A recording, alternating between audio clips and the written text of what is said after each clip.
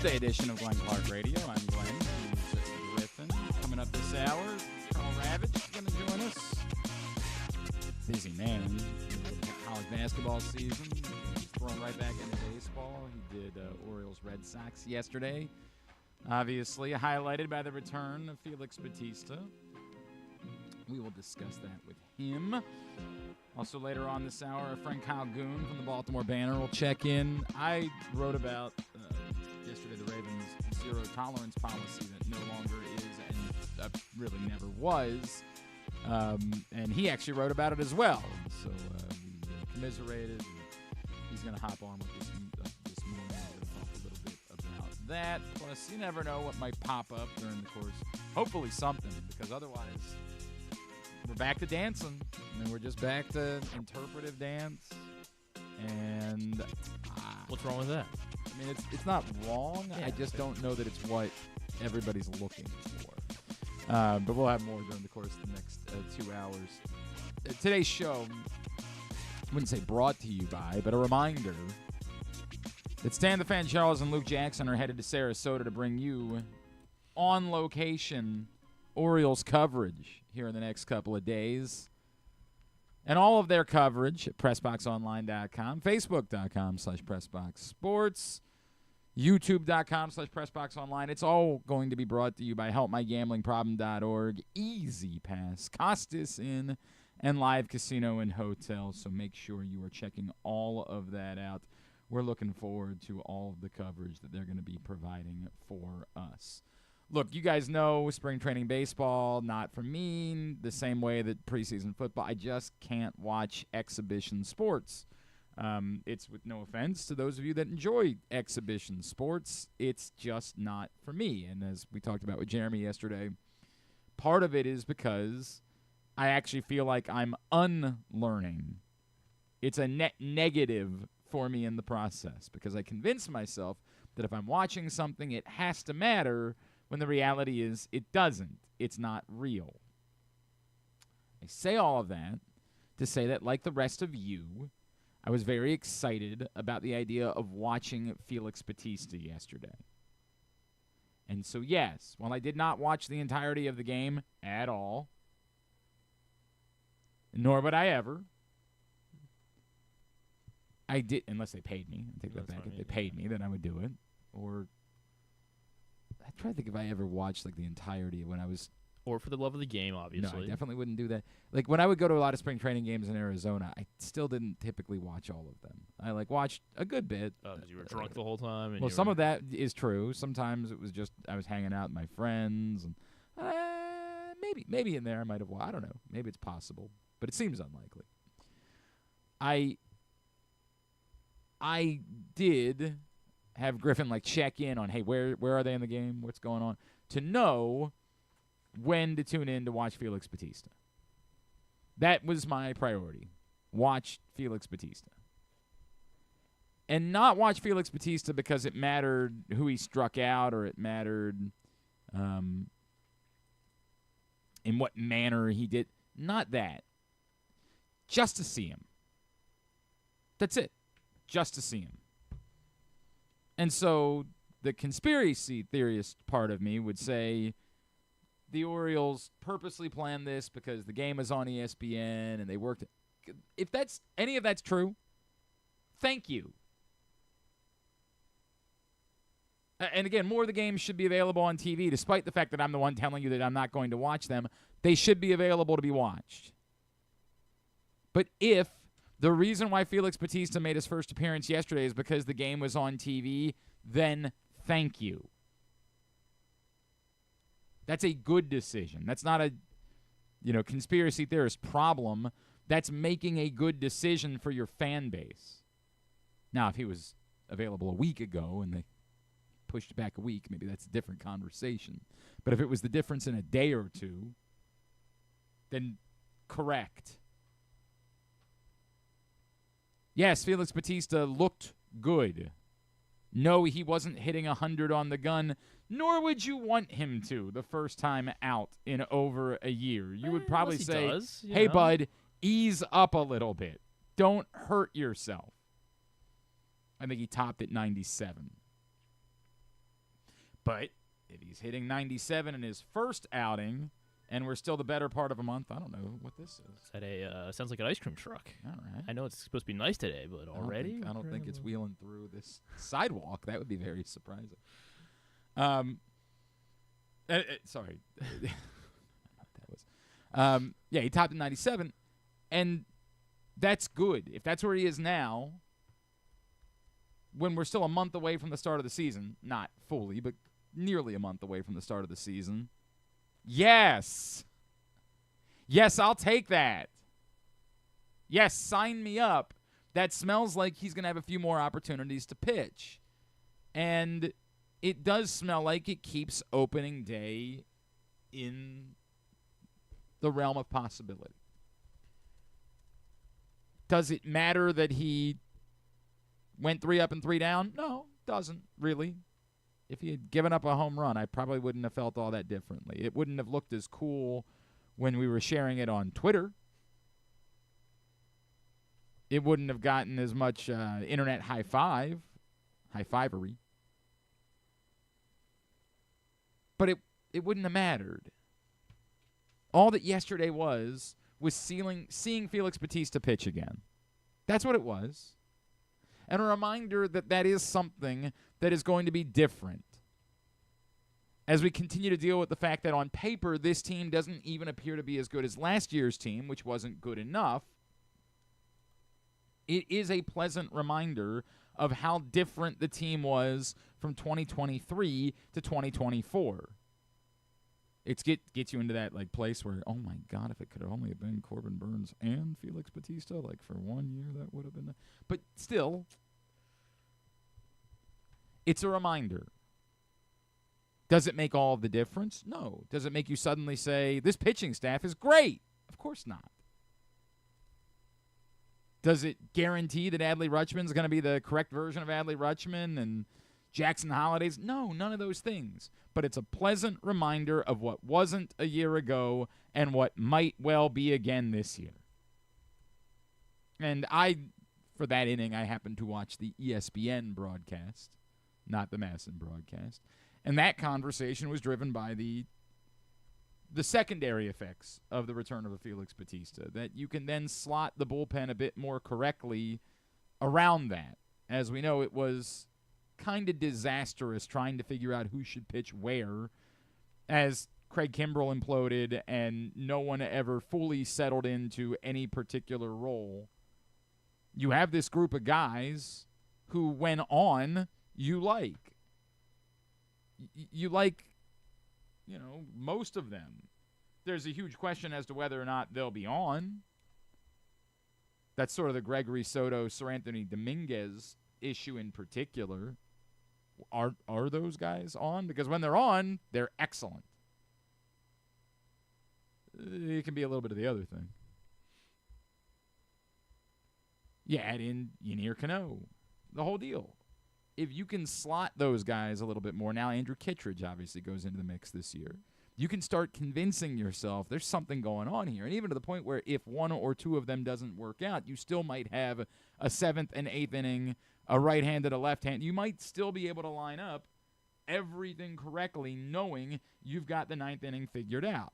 And I think most of us are working under the assumption that what we saw Felix Bautista in 2023, specifically usage-wise, and the number of 4 or 5 out saves. Or 6. Yeah, they would have. Those weren't necessarily saves, but when they went to extras, those kind of things. Oh, yeah, that scenario. Right. That type of stuff probably not happening again. I'm not saying never, to your point. Like, if they get him up and ends up it's a tie game and he comes in and he works an easy 9th, it's possible they could say. Throw him out there for the 10th. Yeah. But I don't know that they're going to go to him in the 8th. Right. The way that they would in 2023. I don't think they can. Now, maybe that's to be determined, right? Maybe Felix Bautista. They do it one time, and they're like, that worked out pretty well. He looked great. We don't really have any concerns. He feels great. I don't know. I think we're all operating that you can't, but maybe can't is the wrong word. Shouldn't, perhaps, is more appropriate. More on point. But it's still Felix Bautista. And you do have a number of bullpen options that you hope should keep you from having to ask Felix Bautista to get you 4 or 5 outs. You hope.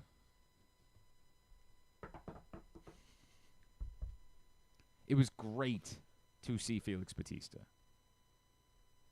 And, again, that's all it was. It was just the vision of Felix Bautista. It was just a reminder. Remember, he also worked the first count full, and the pitch that he got the strikeout on was not in the zone. And, we talk about the results. I'm going to ease up on the results. Neat, but irrelevant. Seeing Felix Bautista on a mound again was electric. That's the type of moment that when you're trying to work through the disappointment of the offseason and into the excitement for the start of the season, which I will acknowledge I'm struggling with. I know I'll be there come opening day, but today or yesterday, I was still probably closer to the other side. A day like that yesterday, where you're able to, and it does make a difference. If it was watching Rock Kabatko's Twitter account or Andy Koska's Twitter account to see grainy video of it, it wouldn't be the same. It's all of it. It's Pitching Ninja doing breakdowns of it. It's the rest of the country seeing clips via ESPN. It's all of it. That we were able to soak it up for an afternoon. That helps shift those negative feelings a bit more positive. And that reminder of, right, that's part of what's coming this year. Felix Bautista, I remember him. He's a difference maker. He was a legitimate Cy Young candidate who is, striking out 2 guys an inning. He had a K per 9 or 8. That was absurd. It was pleasant. And that's what it was. It was pleasant. Doesn't mean the Orioles are winning the World Series. Doesn't mean that I can guarantee that the Orioles. Yeah, I know. Right? Well. It'd be nice. Doesn't mean that he'll definitely be available on opening day. Doesn't mean anything other than what it was. It was nothing more than pleasant. But it was pleasant AF. It was a heck of a way to spend a Monday afternoon. Few times we're all in tune. We're all doing the same thing. We're all setting our clocks to mountain time. It was nice. The next time Felix Bautista pitches, it will not have the same fanfare. That's okay. That's all right. This was a one-time thing. And probably the only real moment during the course of spring training that I can't imagine there's anything else in spring training that's going to matter. I mean, you hope some of these guys are going to come back during spring training, but that's the only real date that you could actually get everyone in the fan base to get together and watch. It was cool. Enjoyed it. I couldn't even tell you how the game. I think the Orioles did. Oh no, they tied. Right? Yeah, I think. Is that how it finished? I thought they lost. I don't know. They finished in a draw. But swear, they were up by They were up by a bunch, and then the Red Sox came back. I don't care. I don't. Those pesky Red Sox. No, they finished in a 6-6 draw. Everybody gets go. a point. That's the good news. They eked out a point. They off today? They are. They are off today. Why? Well, I mean, it wasn't. What do you want? I don't know. I mean, I just don't understand why. It is weird the way that works with spring training. Where there are days where they play 2 games. How come some teams play night games and those are the Arizona teams that play night games? No. There's some of the Florida teams start playing night. I think the Orioles have a night game later this week. Oh, really? Okay. Thursday, I believe they play a night game. 6 o'clock. All right. Yeah, I guess. I don't know what the. I don't know. I know that is that one gonna be on TV Thursday? Because Paul Skeens is supposed to pitch against Zach Eflin. No. Darn. No. Darn. Because there's also nothing, I think, on Thursday night. Are they doing a spring breakout game? They are. They're doing a spring breakout game on Saturday the 15th. Saturday. Spring breakout game against the Yankees. The problem is the Orioles don't really have prospects anymore. Yeah, they do. They got Who? Basayo, I guess. Bradfield. But Yeah, like, Basayo. I don't know who goes. Oh, like who's down there? We're like who goes to the spring breakout game versus who's just participating in Major League Spring Training. Like Basayo, I guess they'll send. I think they purposely try to send guys to the spring breakout game. Does like Kerstad still count, or do they not try to embarrass him and like say, "Dude, we don't think you're still a prospect." Like I guess Mayo they probably send to that. I have no idea how that works anymore with the spring breakout game. That was always the only other like thing that you could kind of convince yourself might be interesting during the course of spring training, but we're kind of past that now. Kind of beyond the relevancy of the spring breakout games. So there's that. But yeah, the only thing I'll give you that it's weird that you have like 2 Sundays where they're playing multiple games because they do split squads, and then they also have off days. Like, couldn't you just do a split squad game today? Wouldn't that be an option? I don't know. I don't care. I don't. Lord, I don't. It might. Sounds like if it was on TV, I wouldn't be watching it anyway. So. Well, unless. No, I think it should be on TV. I'm just not the guy. I wouldn't be watching. That's all. A lot of football since yesterday. T. Higgins got tagged. Somebody else got tagged. Who else got tagged yesterday? The Cowboys? No. Yeah. No. Hold on. No, somebody else got tagged. Who the hell else got tagged? Some linemen got tagged, didn't they? Maybe nobody else got tagged yet. Eagles. So I know Sam Darnold's not getting tagged. That was the big news last night. Eagles were releasing James Bradbury as well. And we already knew they were going to release Darius Slay. Yeah. But yeah, the Chiefs tagged Trey Smith. Okay, Trey Smith got tagged. So we knew that. I said we knew. We didn't know. The Vikings. Everything out of Minnesota during the course of the season last year was, this is fun, but the Vikings have their quarterback, and they have built a roster around a quarterback on a rookie contract. They can't commit to paying Sam Darnold money. So in that way, when you see the news last night that Sam Darnold doesn't get tagged, you're like, yeah, that makes sense, right?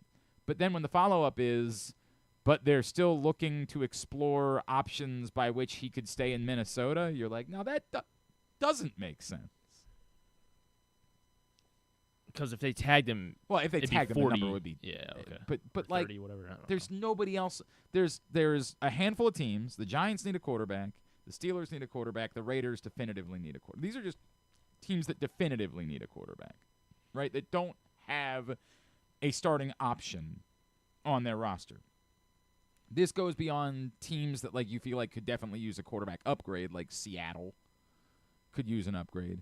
Tennessee needs a quarterback. Cleveland needs a quarterback. We think they're going to get their quarterbacks with the first 2 picks of the draft, but just for the sake of it, we'll throw them into this conversation. New Orleans needs a quarterback. They've got Spencer Rattler. Yeah, thank you. They need a quarterback. Now, they're in a tough spot because Derek Carr is still on the team, and like they might not be able to be in the market for Sam Darnold because of that. I'll just leave it at the 5 for now and leave New Orleans out, but let's acknowledge New Orleans needs a quarterback. You said Vegas? Yeah. Okay. There's 5 teams. 2 of them can draft their quarterbacks. That leaves 3 teams that are competing for Aaron Rodgers, Sam Darnold, and the Steelers scraps. It's good class. Good. So Sam Darnold. Wish I needed a quarterback. Yeah, right now. that's where we are. Is that you say, well, you couldn't tag Sam Darnold, you can't pay him that amount of money. Well, that somebody's going to end up paying him something like that. Maybe not quite that much. A lot of people have pointed out, what did Baker Mayfield get from the Buccaneers? 100, right? Or was it like what was it per year? What was it annually? It was like 35, something in that neighborhood. Like not top of the quarterback. 3-year 100, yeah, so 34, 33, something like 33, that. 34. That some people think maybe that's the waters that Sam Darnold ends up swimming in when all is said and done. And that probably makes sense. It's a similar scenario where the need at quarterback drives the market, not necessarily the actual value, although Baker Mayfield, as it turns out, has probably proved to be at least worth that lesser amount of money that he's been paid. He's probably being paid accurately. Like, he's lived up to that. He's one of the better quarterbacks in the NFC. He's underpaid if you start looking at Daniel Jones. Well, yeah, if you compare him specifically to other guys, that's probably fair. All that being said, if I'm the Vikings, I have no interest in paying that amount of money to Sam Darnold. None. How could I? No. That's an extraordinary amount of money, and he's just not that good. I don't think. I think that much of what we saw a year ago was a mirage, and a mirage lifted up by having Justin Jefferson to throw the ball to. But these teams need quarterbacks. Desperately need quarterbacks. So one of them is going to pay him. The Vikings at least have an internal option that they can turn to and say, we need to figure out if this guy can be better than Sam Darnold. But some of these other teams don't have that. As we talked about, a really pleasant day yesterday as the Orioles got Felix Bautista back on the mound. I was watching this version of the broadcast on ESPN as he and Tim and Eduardo and then Buster Olney interviewing the greatest Orioles fan that I have ever seen in my entire life. It made for tremendous content. Busy man, college basketball in full gear, and then stuck down to Florida to hang out with the birds. He is Karl Ravech from ESPN, and he is back with us this morning here on GCR. Karl, it's Glenn. Thank you so much for taking the time for us this morning, man. We really appreciate it. Anytime, Glenn. No, it's not a lot of heavy lifting, and we love, I think her name was Diane Friedel, who talked about the Skankies, and apparently there were other nicknames like the Dead Sox and several others for teams in the AL East. But she was great. It was a great day, and yeah, you're right to highlight Bautista and the reception he got, the way he threw, more importantly, and Brandon Hyde can take a breath, I think, after that. No doubt. And maybe it's for the best that we never learned what Diane's nicknames were for the Blue Jays or the Rays. Now that I think about words that would rhyme, maybe it's good that we didn't get there on the broadcast yesterday. Karl, and that look, if this worked out serendipitously, that the Orioles planned this so that it could be on the ESPN broadcast, then bless them, because it made for a wonderful day. I don't want to overreact to anything. If Felix Bautista had given up a home run, it wouldn't change my opinion about anything because it's spring training baseball, and it's just about seeing Felix Bautista back out there to the point I think everything about him looked like a guy that if this is what he looks like in his first appearance in a game facing hitters in heat, then I think there is every reason to be encouraged about where Felix Bautista might be, maybe by opening day, but if not, in April at some point. Yeah, and they had told us that his velocity is ticked up nearly every single time he's been out there by, a mile an hour or so. He looks thinner. He looks like he's a little bit more in shape, perhaps, than he's been in, and I think rehab does that to you. At least Eduardo Perez insists that it does that to you, and by the end of the year, he'll be more mountain than he would be, large hill. We'll see, but look. I think sometimes, Glenn, we take for granted because in this world of analytics, et cetera, there is definitely a school of thought that if we don't have a particular quote-unquote closer, we'll find one. We can take somebody who's a starter and make them a closer, some reliever, and I think there are guys that are just different. And I think Bautista and Clase and Edwin Diaz, they fall into that category, and then it just puts everyone else in the proper position to come into the game in the 6th and the 7th and the 8th versus maybe the 7th, 8th, and 9th. So he was so missed last year. The Mets missed Diaz badly last year. Clase carried the Guardians right up until the very end. There are certain guys that you can pencil in and and he's one of them, and that's a major, major difference for the Orioles this season. I appreciate that conversation you were having yesterday because I think in general I understand the argument, but I think it's like if you don't have one of the – there are a handful of guys that are truly difference makers. If you don't have one of those guys, you're probably right. You can just find a closer. Somebody can be that guy. But when you have one of those guys, it's there's no way – it's almost more psychologically valuable than it is in baseball valuable because – as you guys pointed out, what it does to a team to just believe, hey, if we can get to this point of the game, it's over. It is really hard to replicate that. Right. Ask any team that faced the Yankees in the late 90s and early. Ask any team. Like, if we're down in the 8th inning, we game's over. Like, we're going to lose this game. So the game gets shortened, and if you can score early runs, it certainly puts the other team on the, in a sense, on the offensive. Like, we've got to do things to score runs to create either a tie or give us the lead so that Rivera guy doesn't come walking out of the bullpen. It is a real thing, and Bautista is a difference maker. No question about it. We're chatting with Karl Ravech here on GCR. Karl, I'm going to present this theory to you with a question, and I'm going to realize that you may push back on the theory, but I'm going to present it anyway and give you that opportunity. The theory is the Orioles on paper not really even as good as they were a year ago when they had Corbin Burns and the thought that maybe it's a bit of a drop-off from Santander to Tyler O'Neill. That said, if that's true, how much of that can be made up simply by the presence of Felix Bautista being, if he is Felix Bautista again in 2025? Yeah, it's a good question. I'd say I'd answer it this way, that I don't think the Orioles on paper are as good. And I think sometimes when you ask that, I would dismiss the fact that, in a sense, Bautista's back, and that guarantees games that you're leading, you'll likely win. But by the same token, I would look at the Yankees, who probably had the best baseball player on their team last year and lost him to the Mets, and that they are better this year than they were last year without Soto. So I don't think that one is exclusive of the other. I think you can lose great players and get better, and I think the Yankees did that, although these injuries are troubling for them early on, and I know the Orioles fans are crushed by that. Kills us. And in the case of the Orioles, I think where the Orioles are a little bit different. And Glenn, in doing that game yesterday, I was sort of taken by how similar in a lot of ways the Red Sox and Orioles are organizationally. They now both have a tremendous amount of talent. In fact, probably so much talent that you could easily make a deal for a really good starting pitcher, which I think the Orioles are likely going to need. And I think the Red Sox are in a position where they're probably going to need to do that. And this may become a Mike Elias versus Craig Breslow thing when we get into the middle of the summer. Who's willing to make the move for said pitcher, for whatever team?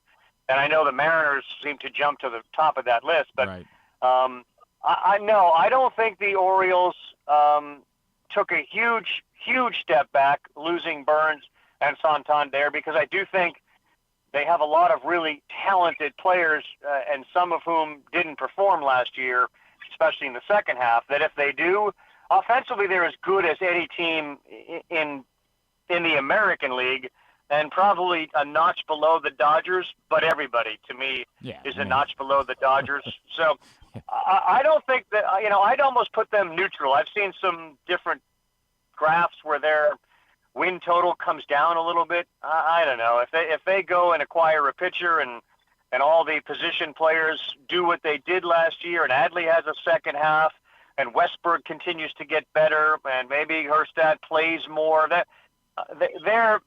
where I think they suffer is that the Red Sox got a lot better than they were last year.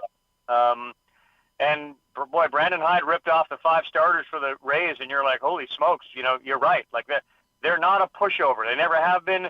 But geez, they're getting guys back from injuries as well, and they're loaded. Good luck going in and facing them on any day, given their starting pitching. So I think that's where the Orioles maybe took a bit of a step back as the competition got better. Well, I still think they're the same. I think they're capable of the same numbers. Karl, another theory that we've sort of batted around this offseason is, do you need an ace to win a World Series? Yeah.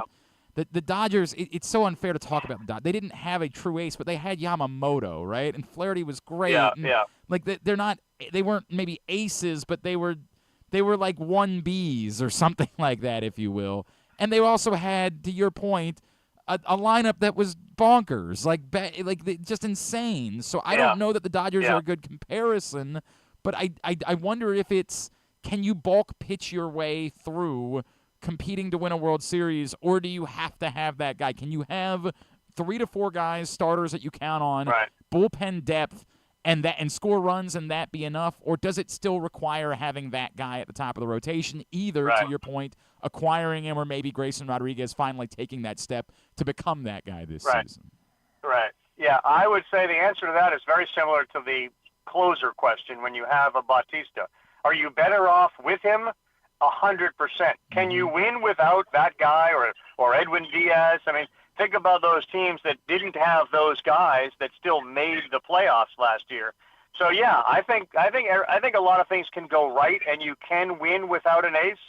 But if all of a sudden Grayson Rodriguez moves into the ace category, or he's a 1A, and then you go out and acquire an ace, you're way better off. I mean, it sounds simple. So the answer is you're way better off with an ace or two than you are without one. Can you win without one? Yes, but then you're going to have to bludgeon teams, and in the postseason, you generally don't end up bludgeoning teams. But I would say the Padres pitching staff last year was probably better than the Dodgers, and the Dodgers won the series. Right. Look, man. And they had aces. They 100% had aces. Apparently so many that they're willing to get rid of one of them, we think. And it's a weird place to be, but that might be where the Orioles can look. In general, and I agree with your theory, by the way. I do. I think that's about right. In general, you bring up the disappointment of a year ago. Do you sense that there's no reason to fear what happened with Adley Rutschman a year ago? That's just baseball. That's going to be the case, or is that something that you're monitoring going into this season as well? Well, I think, Glenn, a lot of times we dismiss the human part of these guys because they oftentimes feel like machines and they can do things that regular humans can't. But you take the uniform off and you go hang out in that house with all six of them, and they're talking on walkie-talkies and they're barbecuing and fishing and all the things that make people people. Well, when your expectation of Adley Rutschman is so high because he's created that, because he's been so great, and then you struggle, I think it's only human nature to question your own abilities. I think it motivates many. I think he worked his ass off in the off season. I think the home run yesterday, every step he takes, with all due respect to the police and every breath you take, every step he takes we'll be watching is one I think, Glenn, is going to put people more at ease as opposed to, oh, my God, like, is that who this guy is now? So the other thing that's going on there, which I find very interesting, is your best prospect is a catcher. Plays the position that Adley Rutschman plays. So does one of them go to first base? Is Passaio the guy, given that he once was an infielder, as he told us, with the Yankees, I think? They try to make him a shortstop. I don't know, but that's just another thing that's kind of in that closet when you're peeking around, seeing what's in the closet is, oh, yeah, well, there's that 20-year-old Passaio kid who everybody thinks is a superstar, and Rutschman struggled in the second half. It's just another kind of piece of paper, in the entire newspaper. But I think from what I saw and from what I've heard and from some of the off-season meetings that took place between Adley and the organization, there was some authenticity and vulnerability that was exposed in a very good, positive, like, yeah, dude, like, people struggle. That's reality. You may never have, but this is how it works. And now that we've acknowledged the elephant in the room, how do we deal with it and get better? And I think he's in a position to do that this year. I think he's pissed off. Yeah, it would go a long way for this baseball team to get Adley Rutschman right. There's no doubt about it.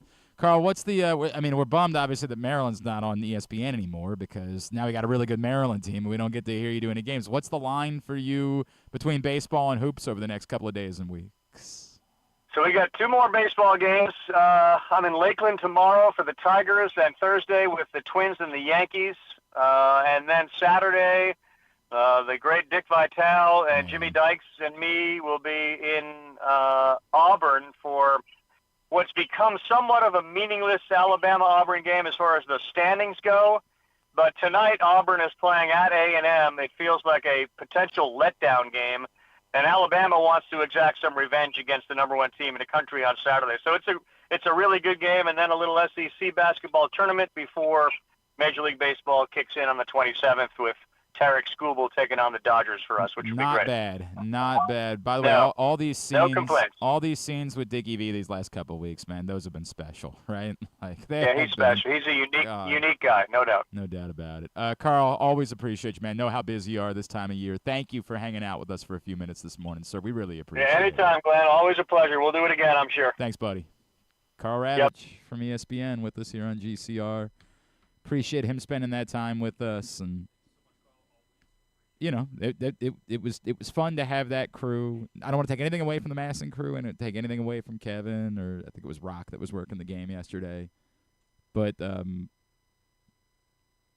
you sense a little more storytelling, a little more, maybe some stuff that was saved for an ESPN broadcast. And I appreciated that as I was watching the game yesterday. And we go from there. That was enjoyable. All right, still to come this hour, Kyle Goon, the Baltimore Banner. A little bit about the Ravens, and I wrote about it yesterday for Press Box. And I normally give my entire column away. We just had so much to talk about yesterday. There was so much going on that I wasn't able to give my column away on top of it. But my column was about the zero-tolerance policy that never was and officially now isn't, and why that's okay. It's okay. It never should have been a zero-tolerance policy. Kyle Goon also wrote about the Ravens' zero-tolerance policy, so we're going to talk to him about that in just a few minutes. We are on Monday or Tuesday. Even better. It's a Tuesday edition of Glenn Clark Radio. And it's brought to you by County Sports Zone. Into the high school basketball playoffs here in the state of Maryland. Scores, schedules, updated brackets, everything leading to championship weekend. You can find it right now by going to countysports.zone, proudly sponsored by your local Toyota dealer and buyatoyota.com. It's Glenn Clark Radio. COVID-19 and flu viruses are circulating in Maryland. But don't worry. Protection is within arm's reach. Protect your health with this year's COVID-19 and flu shots. It's safe and convenient to get them both at the same time. Flex your protection. For more information, visit health.maryland.gov/vaccines. This message paid for by the Maryland Department of Health. Whether your focus is luxury and comfort, convenience and technologically advanced connectivity, or sporty performance and aggressive styling, we've got the perfect Highlander for you. Check out buyatoyota.com for deals on new Highlanders from your local Toyota dealer today. You're gonna love February at Live Casino and Hotel Maryland. Sweeten your Valentine's Day with a chocolate bar February 13th and 14th. Pamper yourself and your partner with Valentine's Day spa discounts February 10th through 21st. Celebrate the Year of the Snake and win a Lunar New Year luxury brand collection February 28th. Plus more ways to play, dine, and win all month. At Arundel Mills, must be 21. Please play responsibly. For help, visit mdgamblinghelp.org or call 1-800-GAMBLER. Gambling can be a fun and entertaining experience, but there are risks involved. If you're planning on betting on the game at the casino or on your phone or computer, know your limit, stay within it. Set a budget and a time to stop. Remember, gambling isn't a financial solution, and it doesn't mix well with alcohol or drugs. Know the risks and have a plan before you begin gambling. For free and confidential services, call 1-800-GAMBLER 24/7 or go to helpmygamblingproblem.org. The latest edition of Press Box is available now. On the cover, Glenn Clark and I sit down for a Q&A with Orioles owner David Rubenstein, discussing what he learned from his first year as owner, his goals both on and off the field, and his involvement in baseball decisions. Also inside, Brooks DeBose profiles new Oriole Tyler O'Neill, and we meet college lacrosse players from around the state. Press Box is available for free at over 500 locations throughout the region, including 60 Royal Farms stores. Or you can read the entire issue online at PressBoxOnline.com, where you can also find great betting advice and the best daily coverage of the O's, Ravens, and Terps. Contrary to what some people believe, I actually like this guy when he sleeps. Glenn Clark, talking sports. I was able to get over to Morgan State last night to check out their senior day game against Delaware State. Delaware State? Basically, yeah. Boy, as opposed to Delaware. When he was going over Street. So did you see the Diane Friedel, I believe her name was? Oh, hang on. This was from the ESPN broadcast. I was not still watching the game at this point. But the Ravech. Okay. Yeah, you can pull it up. I did not. Yeah, I wasn't still watching it. Hang on a second. I definitely saved it so that I could share it on the radio show tonight. Do you need it? Yeah. Okay. Where do you want me to send it to you on Twitter? Oh, for God's sakes! All right, here we go. You should have it now. So, Buster Olney's just sort of wandering around doing various things. They have players. This is the nice thing about spring training is that all the stuff that we sometimes like get annoyed about, like in-game interviews during regular season games, in spring training games, you can't have enough of it. You should be doing anything because the game doesn't really matter. So have an in-game performance by Wale. You know what I mean? Like, do whatever you want to do. Of course. I mean, I'd actually be in favor of that for every game, for what it's worth. I'm a big fan. But they send Buster Olney just interview a random Orioles fan, and I don't know what the impotence was for this, like how they screened this person to do an interview. If you watch the whole thing, it's a little bit awkward. She's a little bit older and gives short answers, but then she just delivers this breathlessly perfect line when asked about her thoughts on the AL East. This is Diane Friedel, who I believe is from – she's a season ticket holder both for spring training and for the regular season, so I believe she's from here. Baltimore's own Diane Friedel. She's an Orioles fan talking to Buster Olney. Go give me a prediction about the American League East. Who's going to win it? I have great fears of the Skankies because they're loaded. They'll buy their way out of anything. Here you go. Give me a prediction about the American League East. Still crushes a home run too. Yeah, that did happen in the midst of it. As Karl pointed out, apparently, however this was set up, whoever screened this woman, vetted her, prepared her for this, said, be prepared. She might have some other nicknames. She might call them the Dead Sox.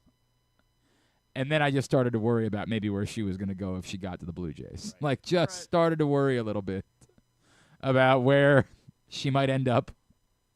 Like, maybe it is for the best that she didn't get to Toronto or Tampa in her thoughts on the American League East. Kept it to the Skankies. Maybe that is for the best. But I enjoyed that. Love her. Thank you, Diane Friedel. That was a fun moment yesterday. To that point, Delaware State, not Delaware Straight, Delaware State came to Morgan last night, and Morgan got a fun Senior Day win. Great atmosphere for Senior Day. Cam Hobbs had 20 points, and Will Thomas on his senior night had 16. Will Thomas had his family walk him out to the court, and Mayor Brandon Scott. And I was like, well, that's something. So I went over, and I think you all know that we've known Brandon for a long time, and so I went over and I chatted with him for a bit, and he just said, yeah, he's a Mervo kid like I am, so I wanted to be here to support a Mervo kid. And I was like, that's neat. That's a really neat thing to do. So a great atmosphere, good win, got a little bit close at the end after it had been comfortable advantage for Morgan the entire time.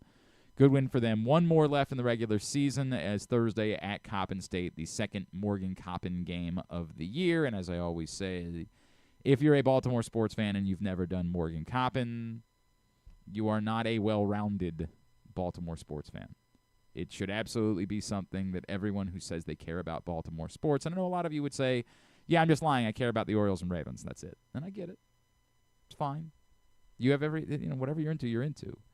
But to be a particularly well-rounded Baltimore sports fan, that should be on the list. Hopkins, Maryland, lacrosse, certain things should be on the list. Towson dodgeball, of course. Got to check them out. And their blood feud against JMU, Cincinnati. We don't like recently. Everybody knows that. Yeah. You got to go check that out.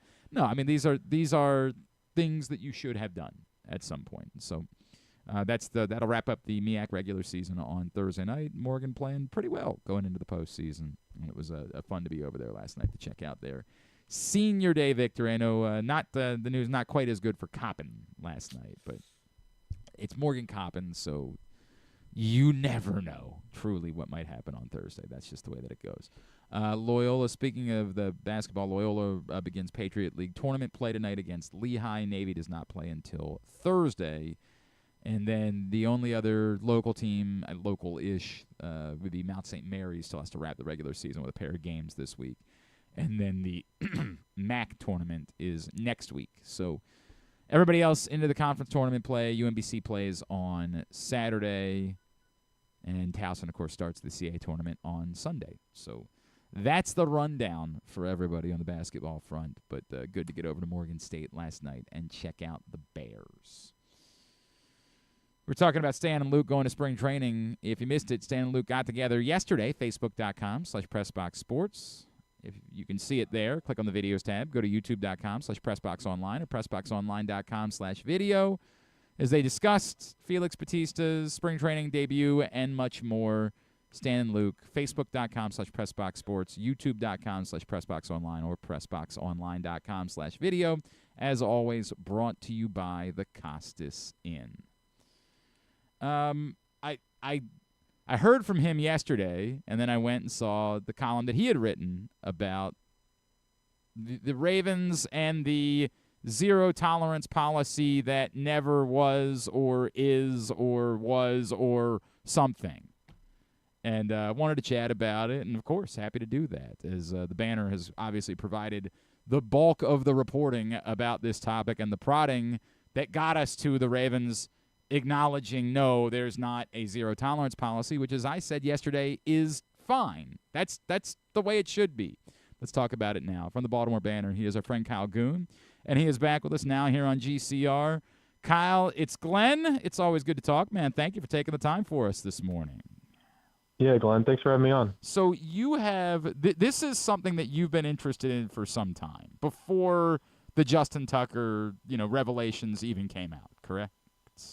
Yeah, and to be honest, I mean, I was reading your column, and I agree with you in a general sense that not having a zero tolerance policy is fine, but that's just not what the Ravens have said. Right.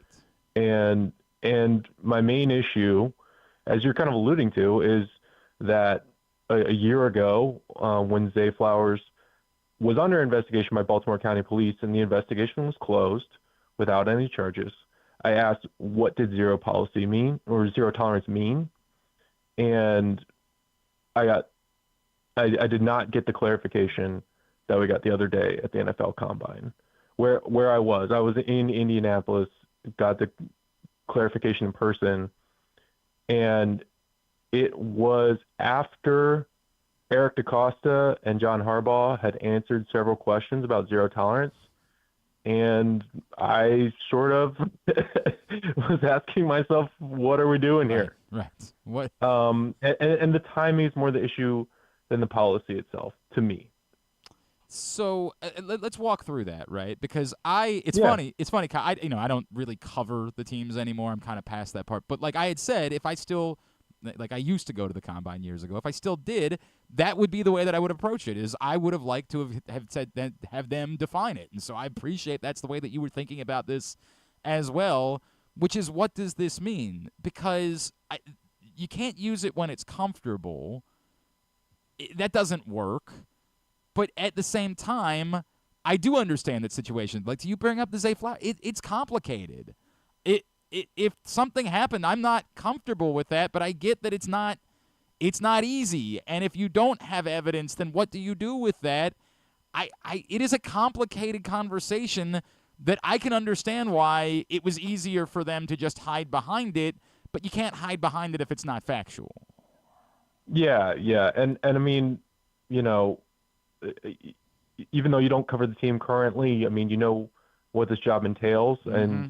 And I tried to have a conversation with the Ravens before I published a column on Zay Flowers. But if you look at my column about Zay, which is, I look at the police report that was filed, which is not, unconcerning. But, there is no crime there. I asked myself, I was trying to ask, okay, so what if Zay had been under investigation? Because remember, this came out, the news that Zay was under investigation came out the Thursday before the Super Bowl. Right. So at that point, before he's cleared of charges, is he going to play in the Super Bowl? Right. Like, what does that mean? And so the column is not about Zay as much as it is about the policy. Correct. And at that time, I tried to engage the Ravens on what is the policy, what's the nature of the policy, what are the outlines of the policy, because this is still the franchise that fumbled the ball on Ray Rice. And this is they did not do well in their own investigation, and it kind of got to be egg on their face later. And at that time, they promised that they would do better. And the quote about zero tolerance is kind of directly from John Harbaugh in 2022. And he sort of alluded to a zero tolerance policy. And the Ravens, for years, including when I asked them directly before publishing a column about Zay, did not clarify the policy. And that's what's frustrating to me, because, you know, that column was not well received by the Ravens or by fans, for the very reasons you're talking about. Because I had the temerity to ask, what is this policy, and try to get details of it. And it was not revealed to me until a year later. And that's frustrating. And I think it's frustrating to fans too, to figure that out. And Kyle, I don't blame you at all for being frustrated. And it's a weird, I'm trying to, this sounds like a very meta conversation that I'm having. I kind of look at things and say, I acknowledge them for what they are, which doesn't mean that I accept them. I acknowledge this is what it is, right? It's part of the reason, frankly, why I don't really cover the teams anymore, is I kind of got sick of the game. And I get that, you know, you don't have that luxury. It's your job, right? Like, you have to go out and do it. But I kind of got sick of playing the game of, well, I know this is fact, so I have to deal with it, but it's not okay, right? Like, I can't pretend that it's okay. And to the point, it's very fair what you asked a year ago. Like, I think it's a similar question that we probably have about the timing. If the Ravens were playing in the Super Bowl this year with the Justin Tucker timing. Exactly. Exactly. What and would they I thought do? about that so much. You know, I mean, it's just, and you know, it's hypothetical, but, you know, the investigation's ongoing. And again, I'm not saying anything's wrong with the policy. I'm just saying we were living in a world where we were told there was a zero tolerance policy. When we asked about it, if it did exist, got nothing.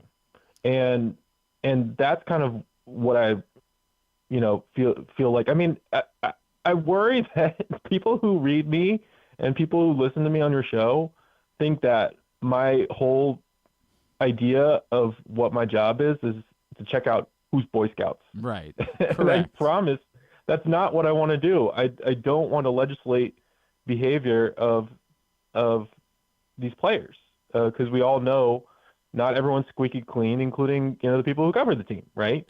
But I just feel forced into these situations where I'm asking questions, they're not answered, and then a year later, you know, it is answered, and what am I going to do? I mean, am I going to back down and say, well, I guess it's different now? It's different from when I asked. I mean, you know, it's not what I want to do. It's just something that it's just an uncomfortable situation that I think the Ravens have they've allowed this perception to linger, and I became involved in it. And now, you know, I got to, you know, voice the frustration that I hope other fans who have been kind of following along have been feeling about this. Kyle Goon of the Baltimore Banner is with us. Kyle, it's funny because, and funny is maybe the wrong word to use in all of this, but I completely understand where you're coming from. I wonder if, as you allude to, the completely mishandled Ray Rice situation, that they have almost lived in I can't believe I said this last week, but I wanted to praise them just for not peeing down their legs in press conferences talking about Justin Tucker. Like, just the fact that they didn't add embarrassment to the front, I'm like, that's a win. Like, that's better than the last time they dealt with a crisis, right? But I wonder how much they have never been able to figure this out, because everything has been built in fear of how awful it was in the aftermath of the Ray Rice incident. Yeah, I mean, I think that's a huge part of this. And look, I mean, again, so there has been mixed signals. To your point in your column, there have been mixed signals that I alluded to. I mean, Dick Cass in 2015 sort of said, well, you know, it is kind of take it as we come. And so that existed. But where John Harbaugh's quote comes from is talking about Deshaun Watson and why Deshaun Watson would never happen to them.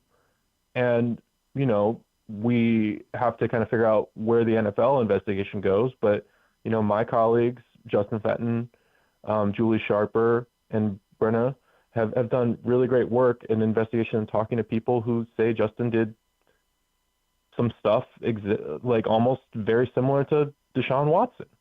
And so, we have to kind of hold them to account on that. We have to kind of ask, okay, so where did the breakdown happen if you guys are zero tolerance? It's complicated. To your point, I do think Eric DeCosta and John Harbaugh said some constructive things at the Combine. I do think, they reacted with a certain amount of concern and understanding that this is serious stuff. But I just think the posturing of not acknowledging there was no zero tolerance policy before they talked in Indianapolis put those two guys in a pretty impossible situation. Yeah, it's unfair, right? You need to get that together. I do agree with that. You need to get that together so everybody's on the same front. I twofold on this. The first being, and this is separate from the frustrations that you've dealt with in this process. If the answer is, hey, there is no zero tolerance policy, everything is circumstantial, to me, that is the way that it should be, with the caveat being we should be all capable of understanding what should be beyond the pale. I fought Ravens fans tooth and nail about my disinterest in Antonio Brown. The moment I saw that text message, there's no gray area here. There's no he said, she said. It's he said, he said. He acknowledged to committing sexual assault.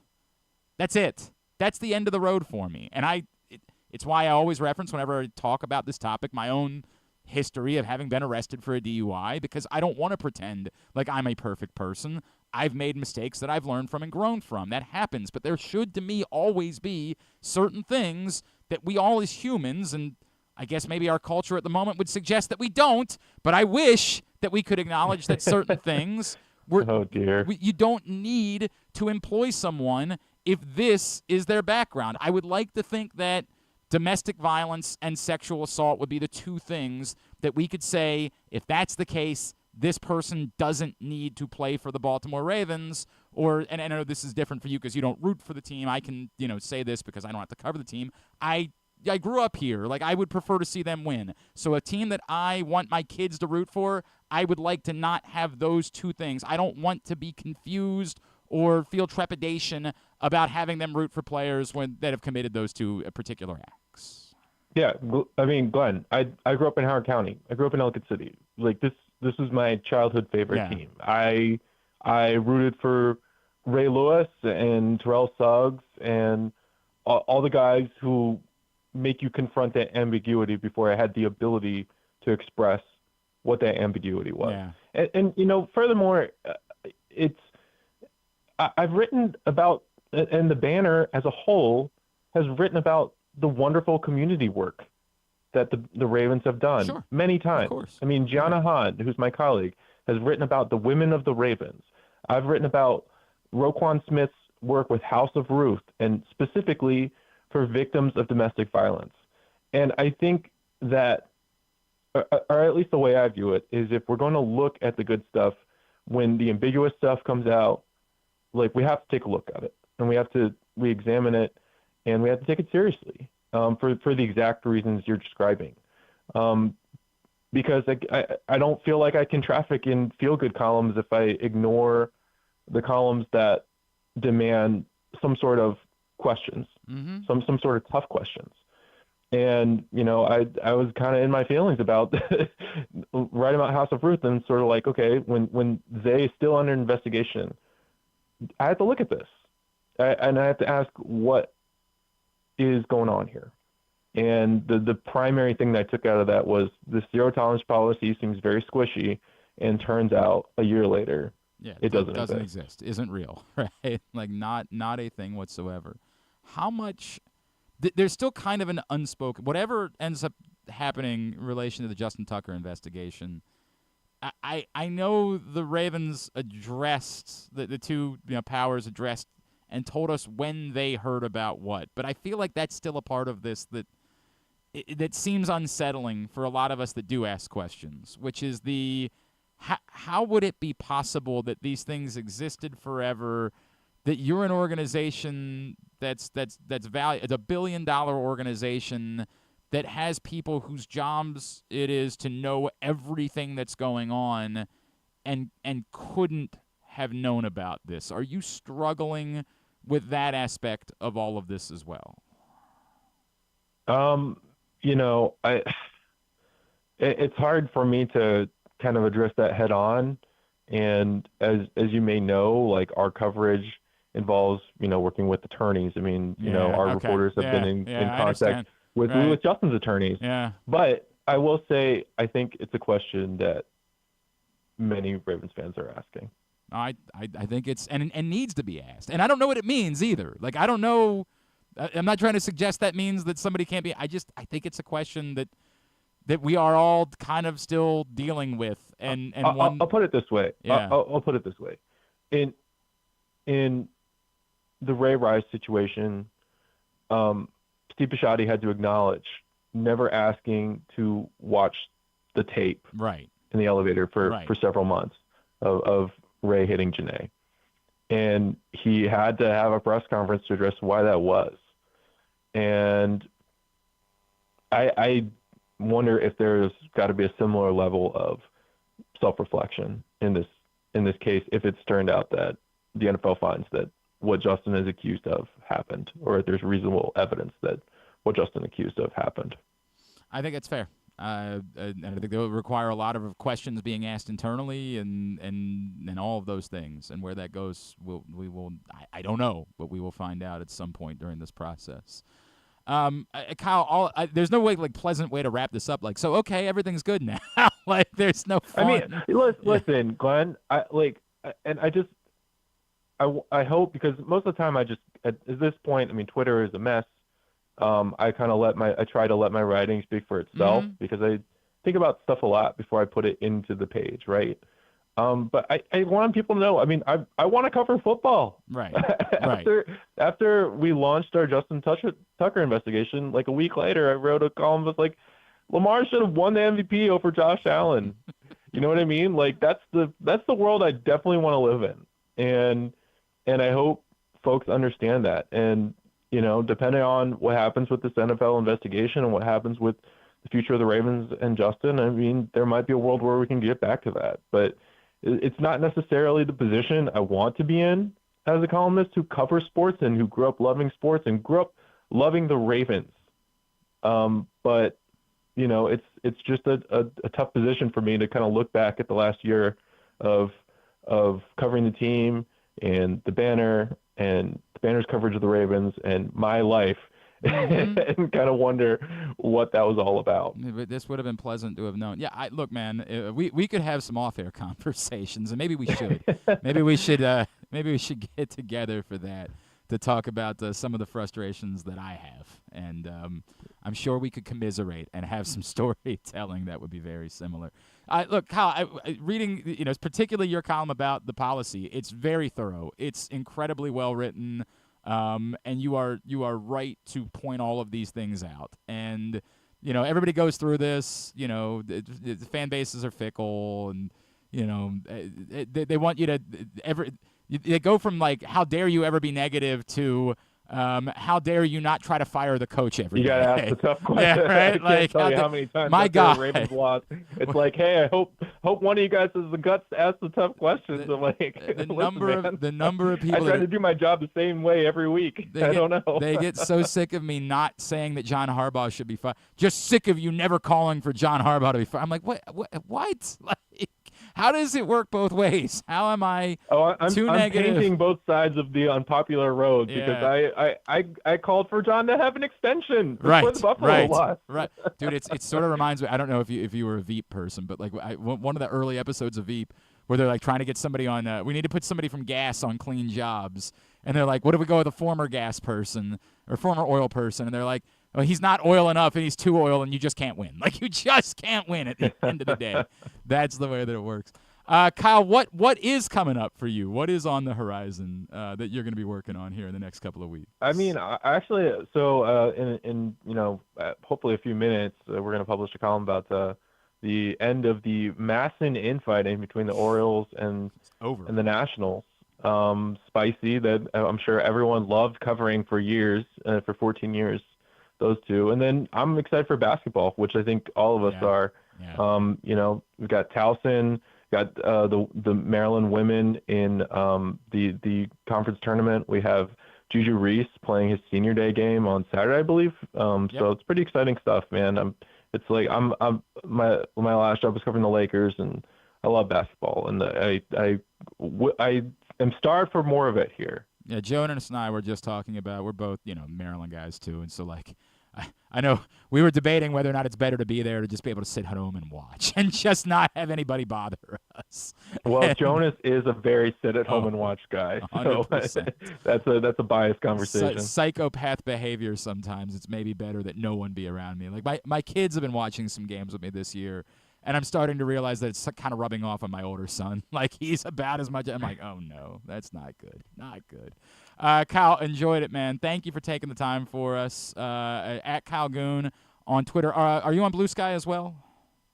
I am. It's Kyle.Goon, I think. Okay. Wow, I've never had anyone ask for my Blue Sky. We're trying to. I am trying to commit to do more on Blue Sky. I want to be more on Blue Sky. We'll save that conversation again for another day. That's probably not the place for this, but we'll do that as well. Kyle, let's talk again soon, man. Thank you for doing this morning. Thanks for having me, Glenn. Kyle Goon from the Banner with us here on GCR, and I understand his frustration. It's easy for me to say, yeah, this is how it is. This is fine, and frankly, it is. Of the things that I'm critical of related to the Baltimore Ravens, it is fine that they don't have a zero-tolerance policy. Because, as I've said a million times, I don't need everyone to be a choir boy. It's okay. I've screwed up. I've made mistakes. There are very specific and certain things that do not fall into people screw up. Those are the things utterly beyond the pale. Utterly, completely beyond the pale, and I'm not interested in. I hope, you would of course point out, well, there are other teams that are willing to. That is true. Some that have succeeded. The Chiefs, of course, stand out among them. They have all the tolerance policy, a 100 tolerance policy, a 1,000 tolerance policy. Personally, Glenn, my opinion, I would like for the Ravens or any team that I root for, that my kids root for, I would like those teams to not leave me with conflict about their players. And that's a tough ask because there's he said, she said, and I acknowledge that there are times where it's very difficult to actually figure out what happened, and it's not easy to make certain decisions. I acknowledge the struggles that I had with Terrell Suggs as a Baltimore Raven. You read police reports, it's not okay. I struggled with it. Antonio Brown was easy for me. You didn't have to sign him. He didn't play for your team. There was no contract, and there was direct evidence. He sent a text where he said he did this thing. Done. Over. There's someone else you can sign. That one, easy. They're not all easy. I don't have the ability or the power or the influence to be able to investigate as thoroughly as you would like to hope that the Ravens or the NFL would. But even those aren't easy. You never know who doesn't want to cooperate.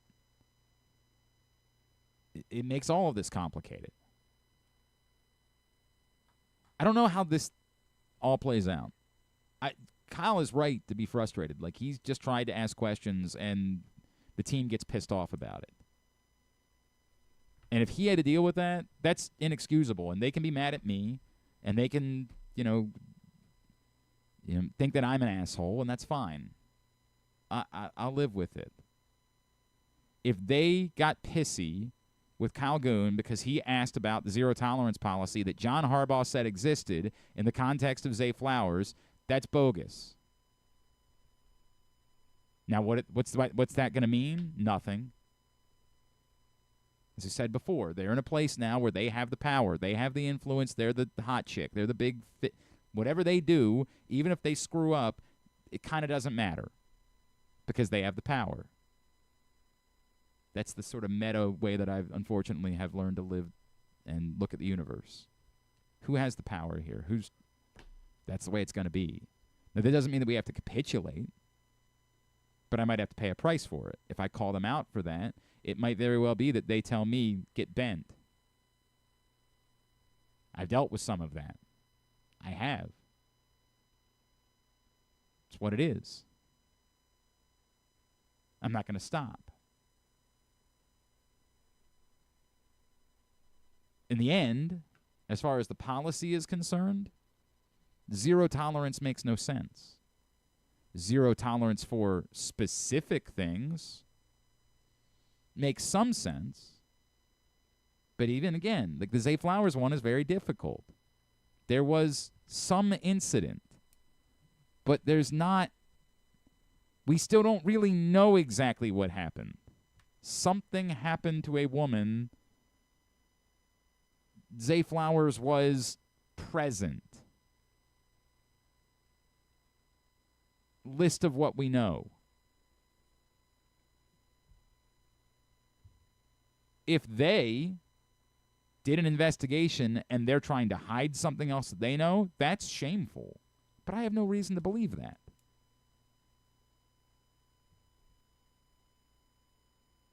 In the scope of what we know, it's understandable that their decision ended up being to do nothing.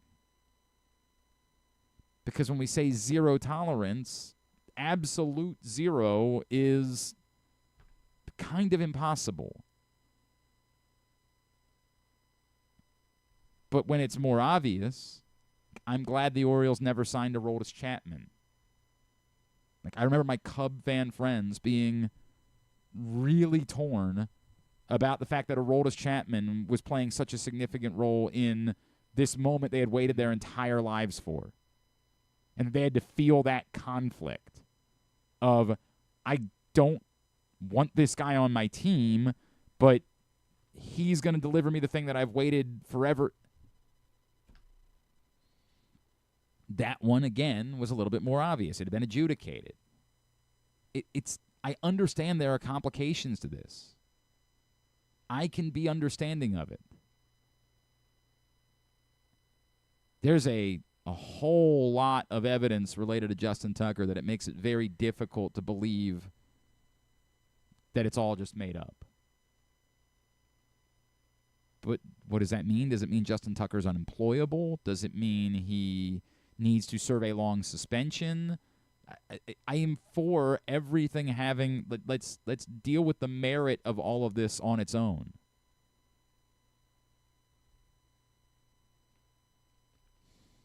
I lean towards him being unemployable.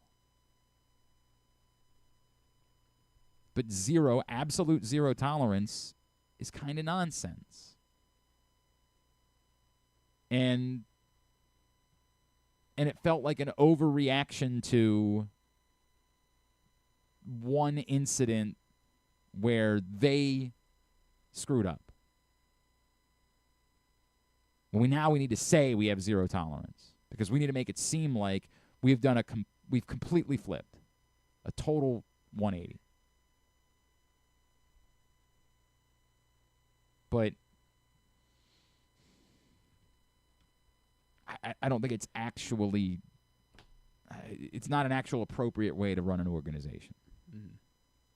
Is there a suspension that could be handed down that would related to Justin Tucker? Yeah, you're related saying? to Justin Tucker, I guess. Yeah. I always if the team comes out and says we're doing a 17 game right. suspension. I said this about Ray Rice in the time. I said for Ray Rice's sake, he and the people involved with him should ask for the biggest suspension ever handed down. Because the only path forward is show reform, is truly to go. That's the path forward. Now, it might very well be that for Ray Rice there was never a path forward because the moment the video existed, that was the only connotation that anyone was ever going to have in the general public. It might very well be that that video was going to be the end of Ray Rice no matter what. But any hope needed to start with the largest suspension that we had, an unprecedented suspension. I would probably surmise something similar for Justin Tucker, although, again, there's no video. That's the Ray Rice thing came down to that video was going to exist anytime Ray Rice did anything. If he played football again, the moment Ray Rice broke off a big run and some team's Twitter account, whether it was the Ravens or someone else, said, "Big run Ray Rice," every reply was going to be that video. That was who you were going to be. Which doesn't give me sympathy to Ray Rice, but there's a lot of other guys that are just lucky that the things that they did never ended up on video. With Justin Tucker, there's no video, so maybe it doesn't require the longest suspension in the history, but it definitely, a path back has to require either somehow, and I don't know how, disproving all of this. Right. Yeah, which seems... saying 16 accounts are all untrue. Yeah, it seems impossible, but, I mean, we have to acknowledge that. We have to say the words. Or it requires that level of contrition. And this weird statement where he both continues to deny but also tries to use the words "I'm sorry," even though they come up. I didn't do any of these things, but I'm sorry. Feels like a really weird... This is so bizarrely PR-driven and crisis-driven that it kind of boggles the mind. Like, what word salad can we come up with to There's both... nothing genuine about it. To both deny any wrongdoing, but also try to win on for the people that will never believe that, try to start winning over those people. You're trying to win 2 games at once, and again, it's the oil thing from Veep. Like, you're going to win with nobody in the process. It's just going to come off as being weird. None of this feels legitimate. This all feels extraordinarily fake and scripted, and it doesn't work. But that's crisis PR. It's difficult to figure out what you're trying to win. Are you trying to win the... Are you worried about a lawsuit and you're trying to get ahead of that? Are you trying to win the continuation of his NFL career? What is it that, like, the ultimate... It feels like at some point you got to focus on one thing. And if it's the continuation of the career, I would suggest that the only path forward is some amount of acknowledgement, and whatever that loosely is, like they would still try, and contrition, strong contrition, and penalty. It is, look, free agency opens next week. Like, the year is going to get started going. Like, the Ravens have been fortunate to be in this period right now where they kind of don't need to know the answer to this question. But the league year starts next week. And when the league year starts, there's going to need to be more answers. Maybe not immediately. Like, they might not need to know that immediately, but they need to know how much money they're going to have. They're going to need to know, do we need to find a kicker? Do we need to bring in a kicker? Are we just confident that if it's not Justin Tucker, it's just someone we're either drafting or signing after the draft? Like at some point they're gonna have to address those things. Like they're not as pressing as Ronnie Stanley, but from a football standpoint, obviously from a life standpoint, the issue is far bigger. But from a football standpoint, like Ronnie Stanley, they need to address now. The Justin Tucker thing, maybe they don't need to address now because maybe they would say, look, there's no free agent kicker worth signing anyway. If it's not Justin Tucker, it's a draft pick, an undrafted free agent, or a scrap heap person. It's not like prime Adam Vinatieri is hitting free agents. Yeah, I mean, I couldn't even imagine who's on the free agent kicker list because I think Matt Wright was the one that everyone's like, well, he has made kicks before. I don't even know was Matt Wright good. Where was he? Atlanta for a little bit. I believe you. I don't know. I genuinely have no idea where he was. But yeah, I just don't think the answer is Bernie McManus apparently is available. Okay, I don't think the Ravens were going to be signing a priority free agent kicker. I think their kicker will either be a draft pick, an undrafted free agent, a competition between guys that are available, and or somehow Justin Tucker still being on the roster and maybe being an option at some point after serving a suspension. Matt Prater is an unrestricted free agent. I just don't even know. I don't. Are these priority guys or are these just guys? I have no idea where they are. I don't know where they are in their careers. Eddie Pinheiro. Matt Wright kicked in 2 games last year. Mike Badgley. I don't know why people Matt Wright. Matt Prater is the one Matt Wright hasn't played at all. If there's a guy that falls into the thing that you're talking about, a priority kicker, I think it's Matt Prater. And where was Matt Prater last year? Arizona. Isn't he 40? He is 40. Yeah. And you think he's a priority guy? Of these guys available, maybe McManus. I guess McManus and Prater. They're kickers. Wait, you said he was in Arizona. Wasn't Chad Ryland the kicker in Arizona last year? Yeah. So what was he? He was, because Ryland was hurt. I don't know. He kicked in 4 games last year. See, there you go. And that's your priority guy? He is. That to the point, to your They make point, a 57-yard kick, I'd also apparently. be fine with whatever guy was kicking at that's North Dakota State last year. And I think that's the way this goes. May 1st. I think that's what it would end up being. Boy, we were talking about so many pleasant things and had to go back to that. Felix Bautista pitched yesterday. Felix Bautista pitched yesterday. Remember that? That was fun. What a fun, neat little day that was. Maryland basketball. Yeah. Good. Life's good. Spencer Schrader was the guy that was filling in for. Oh, that was Butker. the Kansas City guy. Yeah. And wasn't he good for a minute, and then we realized he sucked too? Didn't he make 2 50 yarders? Yeah, we were like, maybe. Then he stopped making anything. Yeah. Which is what most kickers did last year, for what it's worth. They're like Chris Boswell and. Well, that's right. The UFL will start in a. Yeah, you scout that and you figure out who your best guy. Jake Bates is. Yeah. Are the Wait, is the UFL because didn't the quarterbacks go on strike or something? They'll figure that? it out. They're gonna. You figure sure? It out. Yeah, they're gonna figure that out. I'm pretty sure the final boss is gonna make sure. The Rock will take care of that. What a bizarre! It didn't get a lot of play, but I saw that over the weekend that all of the UFL quarterbacks are striking. I'm like, what? And they're looking out for the rest of the league, I guess, right? They're just saying, not gonna play, man. Need more money. Okay, dude. I think I could. That's a bold. Yeah, I was like, that's a bold thing to. I mean, if you all do it together, I guess. But these are not millionaires that we're talking about. I'm trying to think of my Russell Wilson. Maybe not 40-yard, 50-yard bombs like Russell Wilson. No, probably not. 20-yard moon ball, a 20-yard moon ball is what you suggest. I kill it on the 2-minute drill machines. Monster over here, always setting the high scores every time I show up at Dave & Buster's. Dave & Buster's 2-minute drill machine hates to see me coming. They might as well bump that high score up by a couple hundred. You can do a lot of halfback screens and. Although I'm also at the age now where after I set the high, because the kids always have me set a new high, because then you get 300 tickets, something like that.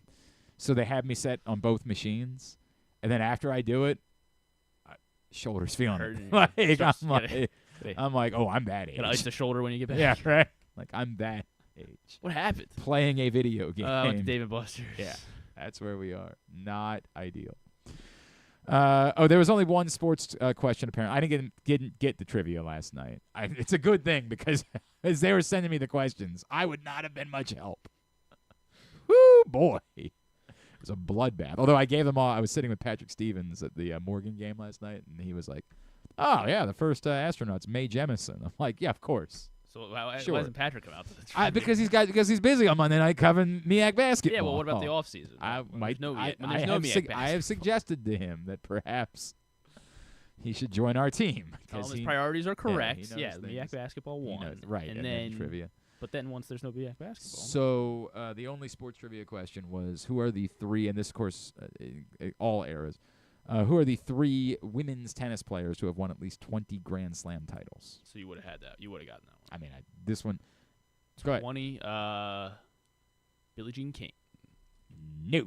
That 0 was, for that 1. Was, that she was 0 for 1. I just know her name. I just wanted to say it. Other than that. I just wanted to give her some recognition on the program today. Yeah.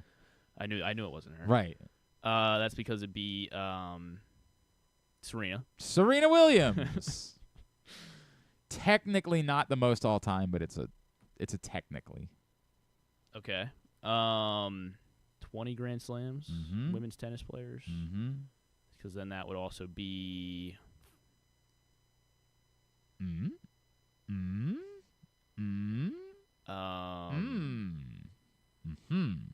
slams. Yes, that's the question. Be thinking a lot of men's players. Mm-hmm. They probably didn't win women's Grand Slam titles.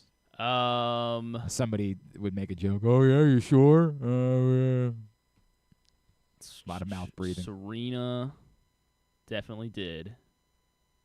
I don't think Venus. Yes, did. we got that part. You got that one. Name another women's tennis player. Is perhaps. she like from Europe? One of them is Martina. Does it start with a T? Martina something. Well, are you, for example, are you referring to Martina Navratilova? Yes, that's the one. Yeah, Navratilova. No. Darn it. How many did she win? Not 20. I don't know exactly what the number was. Are you referring to perhaps the Swiss Miss Martina Hingis? No, I wasn't referring to her. You sure?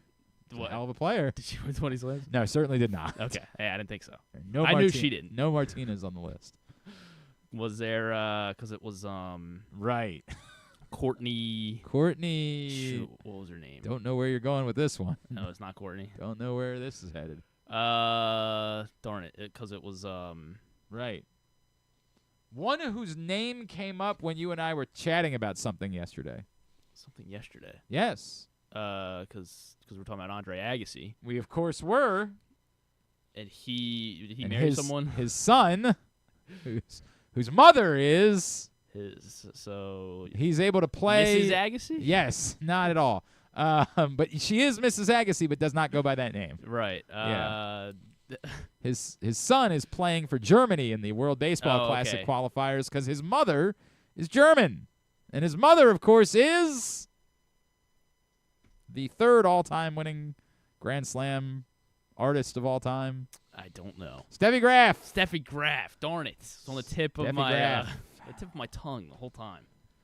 Steffi Graf, pretty good. Number one. Serena. Predates the Open era, so it doesn't really count, but it's worse because she's an objectively wretched human being. Oh. Margaret Court is has the record, who they, of course, named the arena at the Australian Open because she was a legendary Australian player, but garbage human being. Got it. Yeah. Nailed it, though. So there you go. You nailed it. Serena, Margaret Court, and Steffi Graf. Yeah, there you go. I was waiting for you to already have forgotten. Come back in. We will talk to everyone knows. Yeah, Marty Conway, former Orioles front office executive, the professor. What does the end of the MASN dispute mean? We'll try to get that answer next. It's Glenn Clark Radio.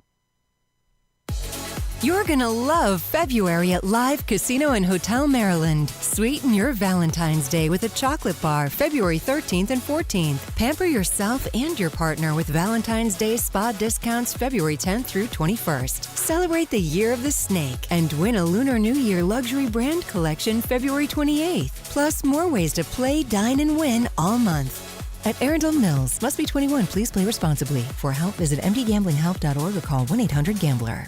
Driving in Maryland? Did you know an Easy Pass from DriveEasyMD.com can save you time and money? Of course you did, because you are a thrifty driver. An antenna reads your Easy Pass transponder and automatically deducts the toll from your Easy Pass account. Learn more at DriveEasyMD.com. Treat yourself and taste the Baltimore tradition that is the legendary Costas Inn. Hey, it's Stan the Fan Charles. For over 50 years, the Costas Inn has been a Baltimore original, dishing out their amazingly scrumptious, fat, award-winning crab cakes and steamed crabs. Every season is crab season at Costas, so make your plans now by calling 410-477-1975 and reserve your taste of heaven. Sit back, crack some crabs, and watch the Ravens chase down another title on Costas' 15 TVs. On Monday nights, Costas offers their half-pound jumbo lump crab cake with 2 sides for under $30, and there are nightly specials Monday through Friday. So head on down to the Costas Inn at 4100 North Point Boulevard or visit them at costasinn.com. Gambling can be a fun and entertaining experience, but there are risks involved. If you're planning on betting on the game at the casino or on your phone or computer, know your limit, stay within it. Set a budget and a time to stop. Remember, gambling isn't a financial solution, and it doesn't mix well with alcohol or drugs. Know the risks and have a plan before you begin gambling. For free and confidential services, call 1-800-GAMBLER 24/7 or go to helpmygamblingproblem.org. COVID-19 and flu viruses are circulating in Maryland. But don't worry, protection is within arm's reach. Protect your health with this year's COVID-19 and flu shots. It's safe and convenient to get them both at the same time. Flex your protection. For more information, visit health.maryland.gov/vaccines. This message paid for by the Maryland Department of Health. Coming back in here with Glenn and the other guy, Garrett, whatever his name is. You know who they are. All right, back in here as we continue on a Tuesday edition of the program. Haven't picked up this print issue of Press Box yet.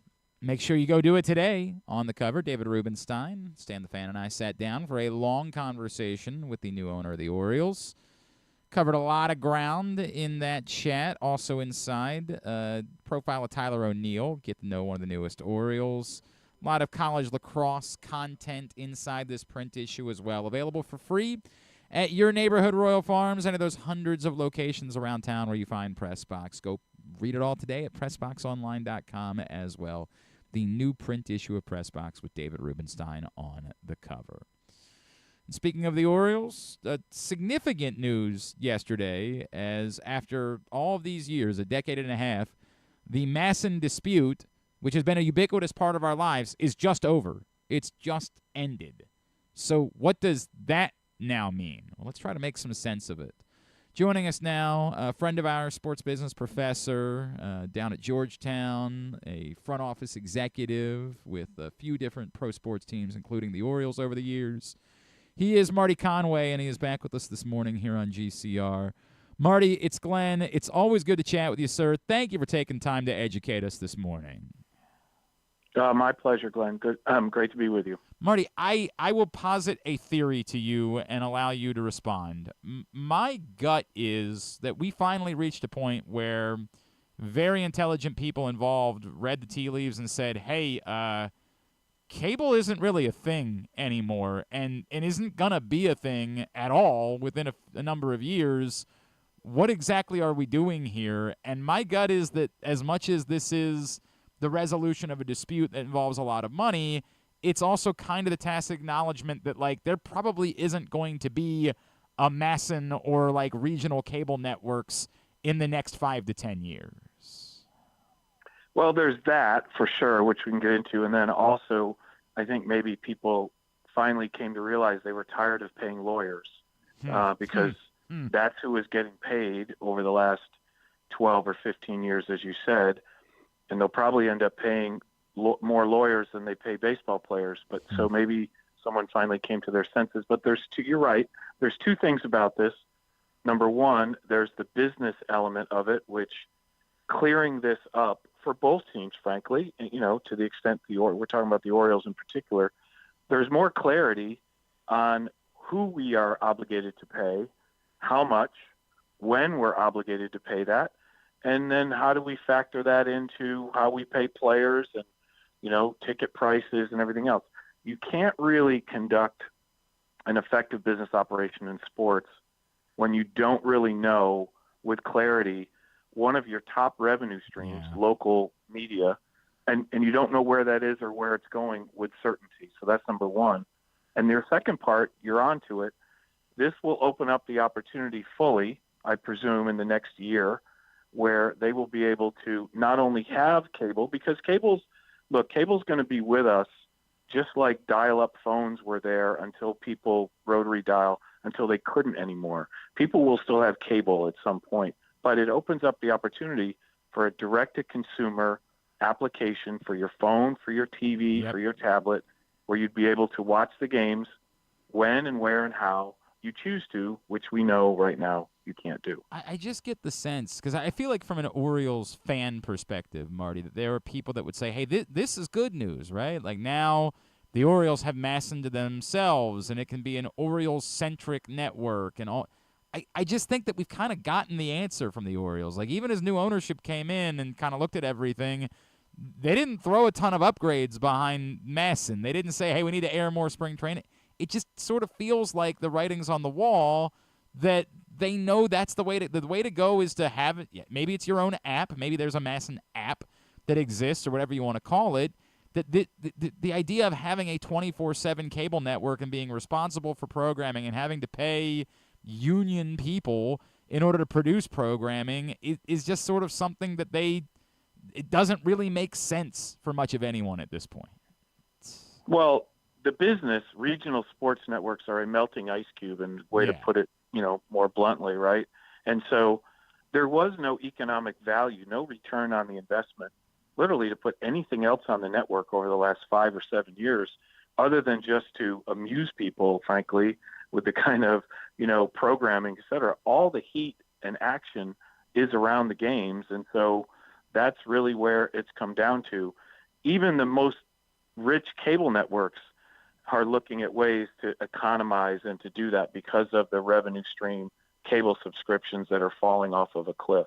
And so, I think it's a recognition that this is going to be a cable station and an application that is for and about the games, right? And maybe some other Orioles-related information or something related to that, but it's not going to be ESPN. It's not going to be programmed 24/7 with different kinds of programming, fishing story shows or anything else. It's going to be strictly related to baseball. Marty Conway with us here on GCR. Marty, what does the loss when this agreement came into place? Because we got to go back to go forward. There was a reason, and we're so far removed from it that there are people that probably don't understand that. There was good reason for all the things that we don't maybe like about Peter Angelos. It was understandable. The Orioles were losing a source of revenue. It did make sense that he would fight about that and try to get something here. But at this point, what are they losing in terms of revenue giving up on any piece of the Nationals TV rights? So you're right. Look, I want to be clear about this. This agreement and the way that it was structured, MASN, was really primarily for two reasons.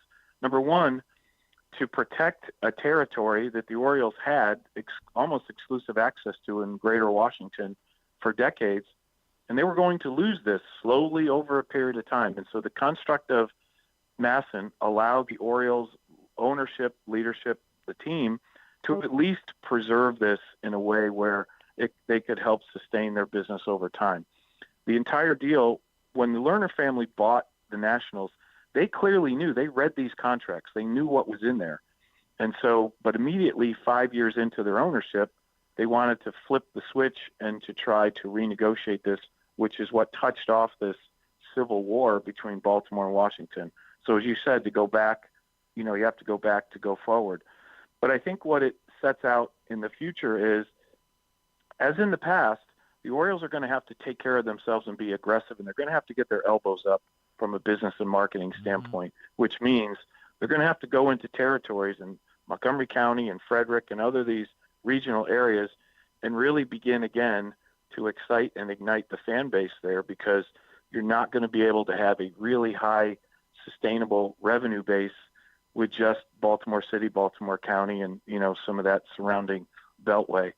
So it's going to put them back in business like we were decades ago, where we had to go out and be aggressive in the marketplace and stake their claim to territories, even when they're shared territories. Like Montgomery County is something that they could share with the Nats. There'll be some fans there, but they're going to have to be aggressive in order to reclaim some of that, territory that maybe they've lost over the years. So there's plenty of opportunity, but it's going to take some creativity. They're going to have to get the All-Star game here. They're going to have to do some things, renovate the stadium, and reinvigorate the experience. Maybe win a World Series, Marty. What a thought, right? It'd be helpful that, right? Maybe to be competitive, to get to win a playoff game. Let's sort of do that. But that all would be those good. different things, if they can come together, then I think you can see green shoots and positive revenue, which is what you need to be competitive. I bring this. Can I assume that one thing that they probably would still be granted is the right to advertise? Like this is really getting into the weeds and inside baseball. But like the Nationals wanted to come to Annapolis to do a thing at the Naval Academy a couple years ago, and the Orioles said, no, you can't do that. Right. That's our territory. But the Orioles have been allowed to continue to advertise and market in D.C. as part of this original agreement, whereas the Nationals weren't able to. Can I assume that they wouldn't want to give that up, and that however this worked out, they probably will retain those rights to advertise and to promote in the D.C. market that other teams do not have throughout baseball, can't just infiltrate whatever market they want to infiltrate? Yeah, so think about this in the way that territories in Major League Baseball work. There are hard colors. There's black and orange in certain counties, and for the Nats, there's red and white in certain counties. And then in certain places, there'll be what I call stripes, which is somewhat of a shared territory, a recognition that, hey, in northern Montgomery County, people might be more attuned to hear because of the broadcast reach of the radio and all of that. They might be more attuned to Orioles.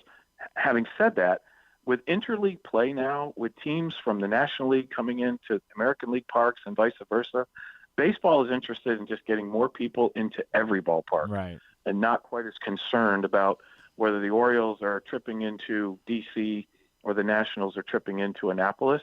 But you're right. Years ago, the Orioles said no to the Nats playing at the Naval Academy, and rightly so, because frankly, Annapolis is kind of right down the street from Camden Yards. So, like I said, I think it creates a new opportunity. But let's see. The Nationals may have new ownership in a year or two.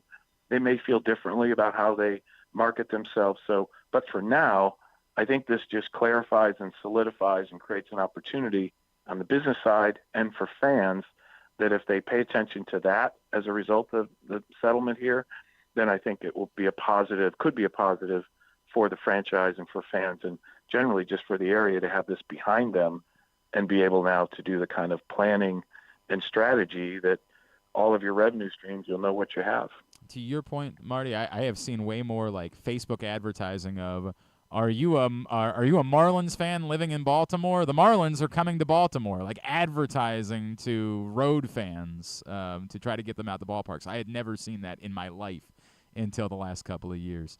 Marty, I just broadly wonder your overview of what the new ownership group has done in their first year since taking over, and there have been some behind-the-scenes shuffling, like some people that were brought in on the business side, but for the most part have kind of, on the baseball side, continue to run things almost exactly the same way as the previous ownership regime has. Do you think that's still a maybe getting the feet wet thing for this group, or that this is how they intend to run the team? They're not going to be crazy spenders?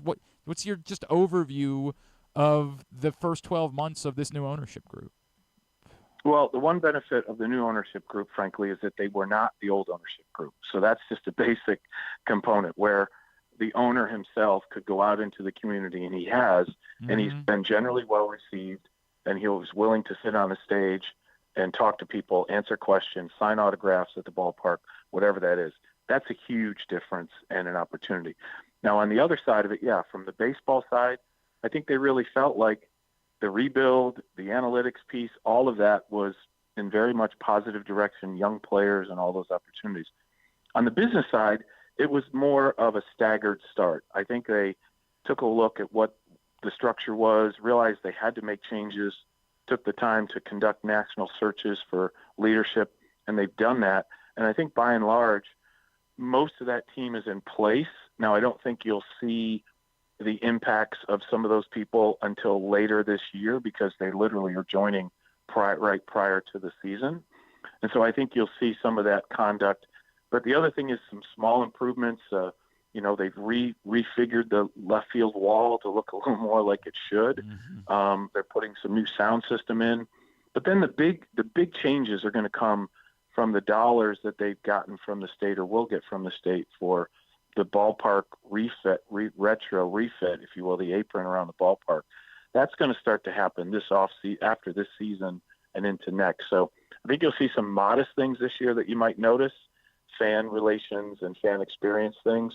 But I think from a viewing the game and how the team conducts itself in the marketplace, I think you'll see more of that later this year and then into next offseason, probably where you'll really notice some of the differences. This is a fair question. I'll wrap with this. This is from Bob. Bob says, do you feel like this is definitely going to end up being a divorce, or given that there aren't a lot of great options, is there some world where the Nationals take their TV rights to market and ultimately realize that they're best on MASN?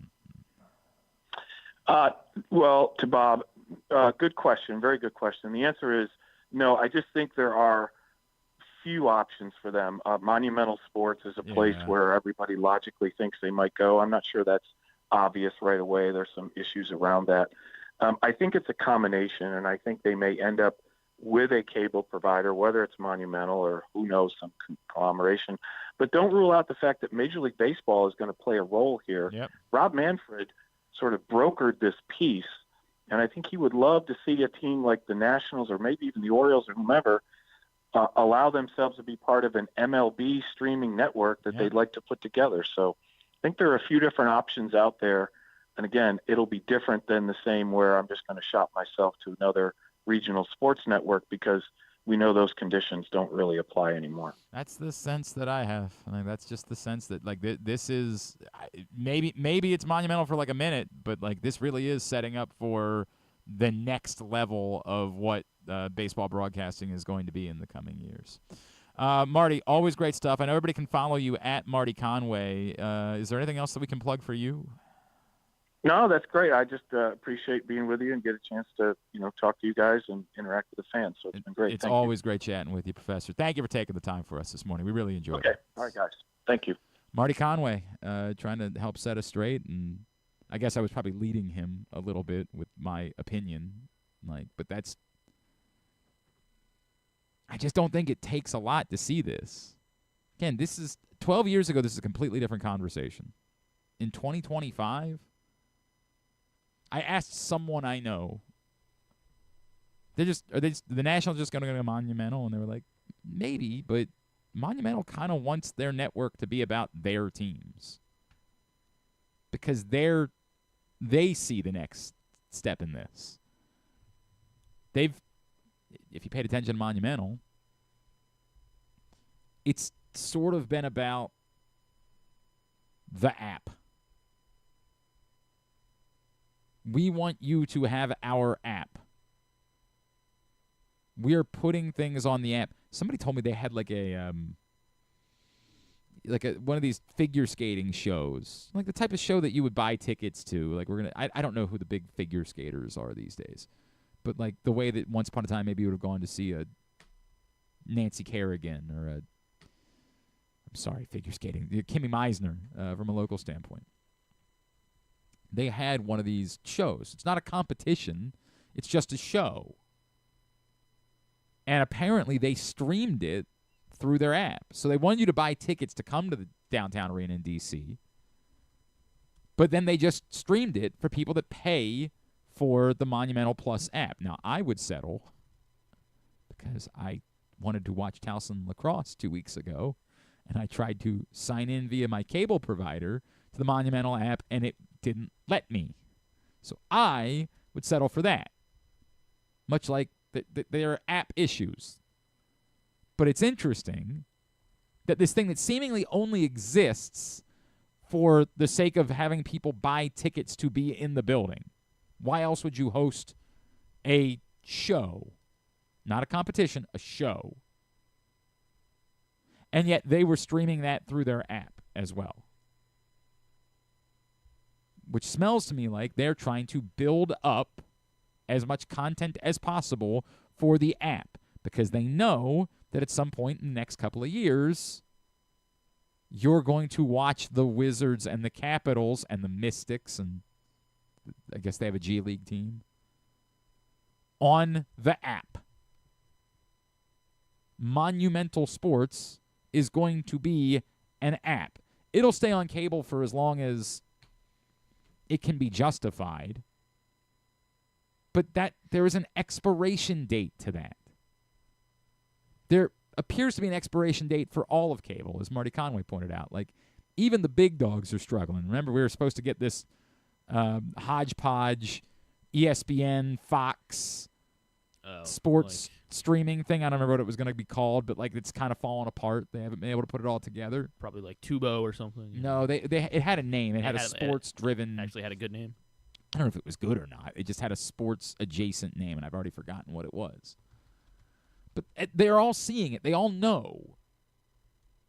There's still enough people that have cable that they continue to do the cable thing, but the work, the priorities are for the apps. When everybody bitches about, I can't believe an NFL playoff game is only on Peacock, what NBC's telling you is you need to have Peacock. Stop worrying about NBC. Get Peacock. In the infancy, we were worried that people were trying to get you to double dip, pay for this and this. What they're really telling you is stop paying for cable. We don't give a flying F if you have cable. How does it help DirecTV how does it help NBC if you're paying for DirecTV? Right. What they need you to do is pay for NBC. Peacock. And then once you do that, you've got the same games that are on NBC and the Peacock-only games. And The Office, yeah. And The Office. I don't know if they show TV shows live on Peacock. Do they do? I know they show. Because I don't care about watching things live. Like I never do. I don't watch Saturday Night Live anymore. Like I'm fine watching it on Sunday morning. I don't know what good NBC. But I don't know if they Happy stream. Place I think they streamed that.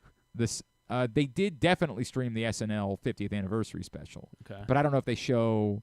If it's not, like maybe they show live programming live.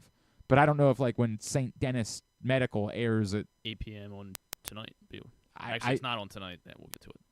Oh, because the Trump thing? Yeah. Okay.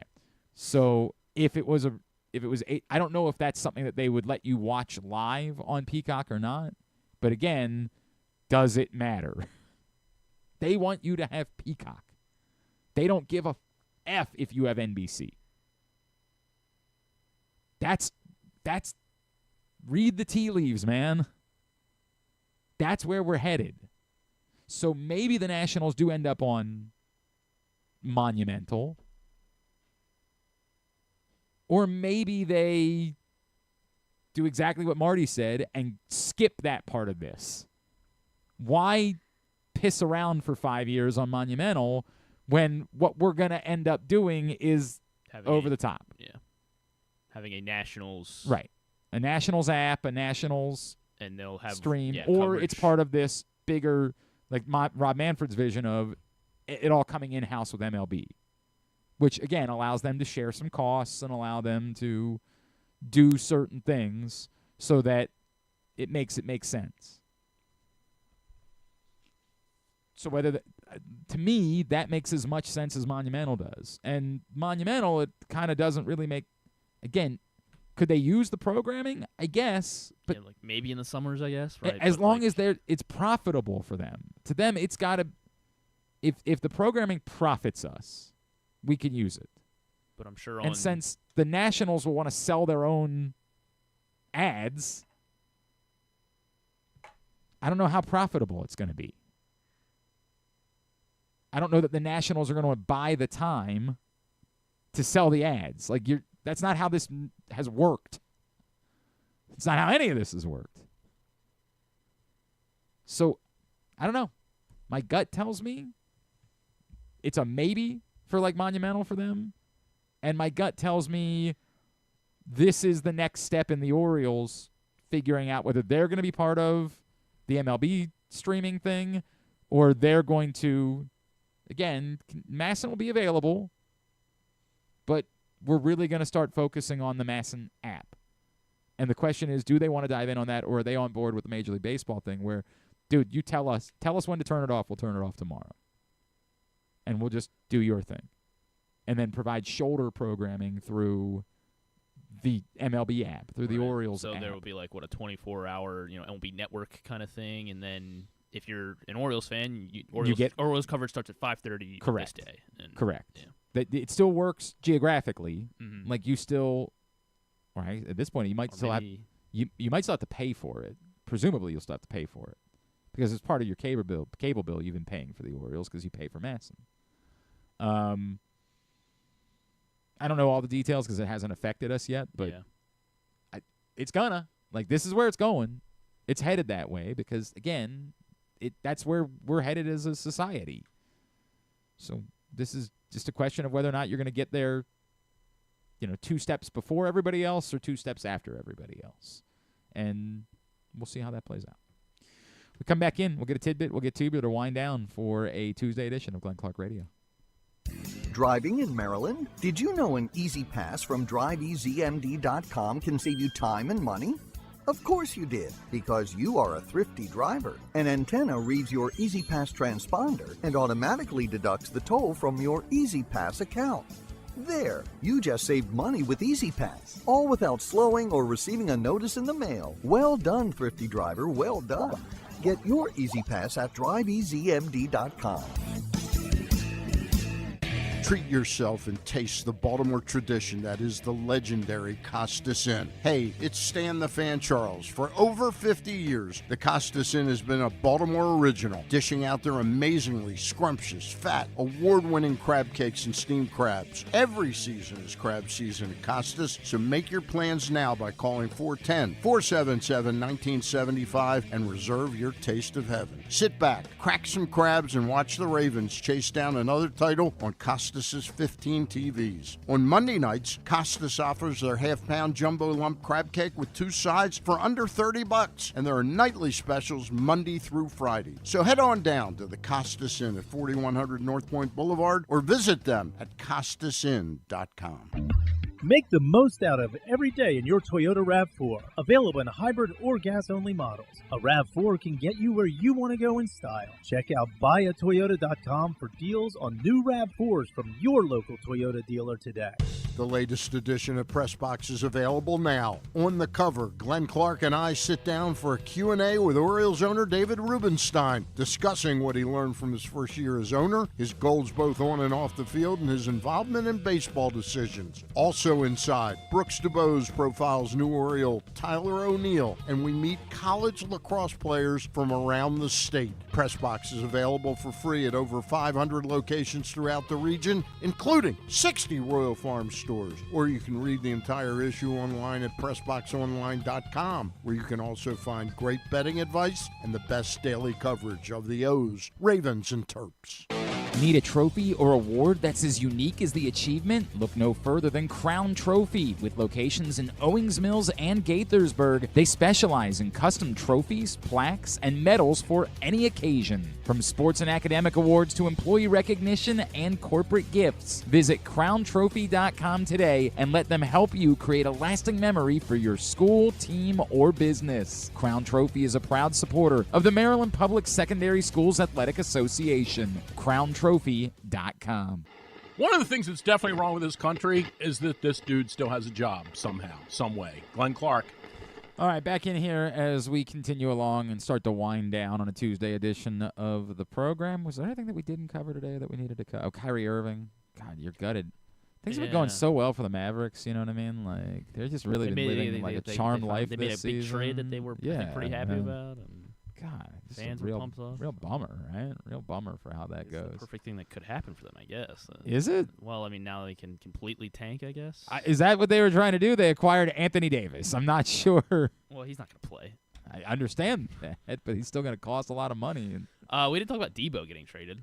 Over the weekend, yeah. I mean, we're all down on Debo. I understand that, but oh yeah, absolutely, we're down on Debo. He's pretty good. He was great, and then he has not been that guy. That said, there's absolutely no reason for the Commanders not to do this. Like, they've got all the money. It cost them next to nothing in draft pick compensation.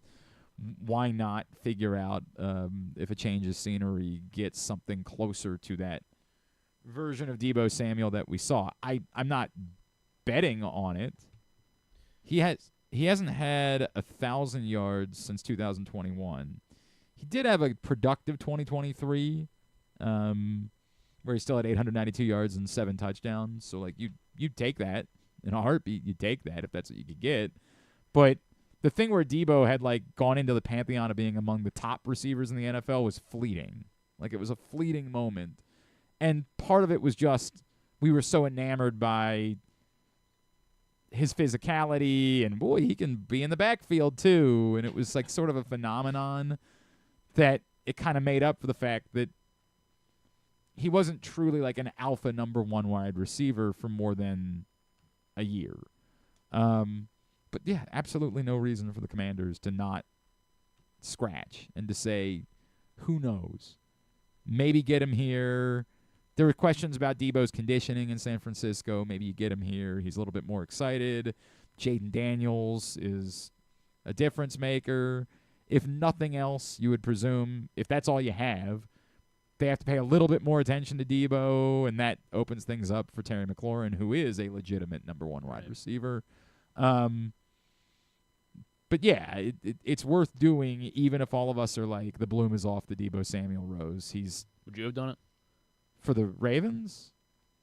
No. A 5th? That part of it isn't the problem. The problem is you have to pay him money. Like, what's his contract? I guess he does have. Like, no. That's right. And then Commanders are. Yes, they have so much cap space that like they're the team that can deal with that. Like, when you're. What's the number this year? The number this year is. The cap hit is 15.8. Yeah. Which is not, ungodly, but no. It's not worth – the Ravens couldn't be putting $15.8 million towards Deebo Samuel. They can't – no. Well, and then I guess what you really have to look at is all the void years after. Right, correct. Somebody's going to have to deal with. $13 million next year. He's an unrestricted free agent next year. Which I guess the 49ers have to eat that, don't they? Whatever they eat the void years? They eat the dead cap, for sure. Oh, yeah. $20 million next year in dead cap. So the 49ers eat that. Jeez. Yeah.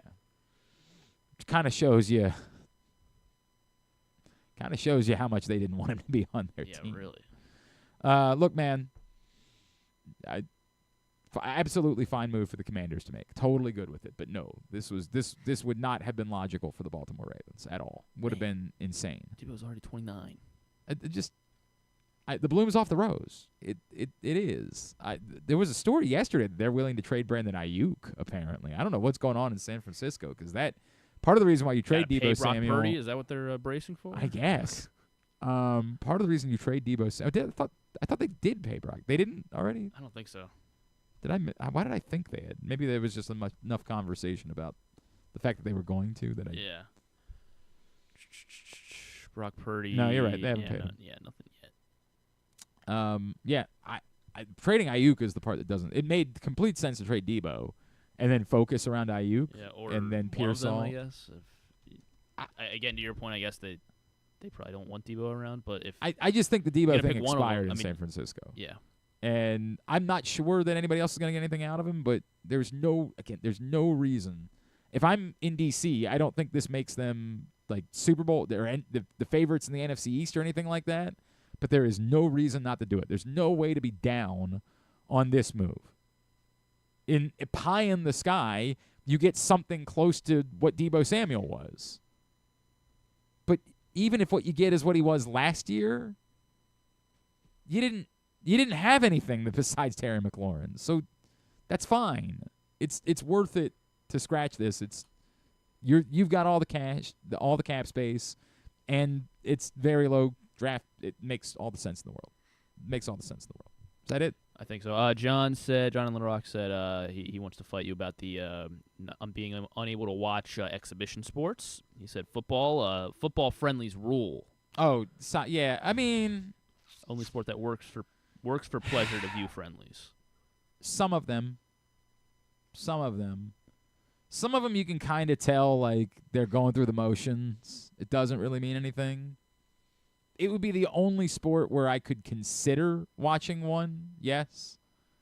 But even some of those, it's more just like... Well, you consider baseball, too. You watch Felix Bautista. I watched it for an inning.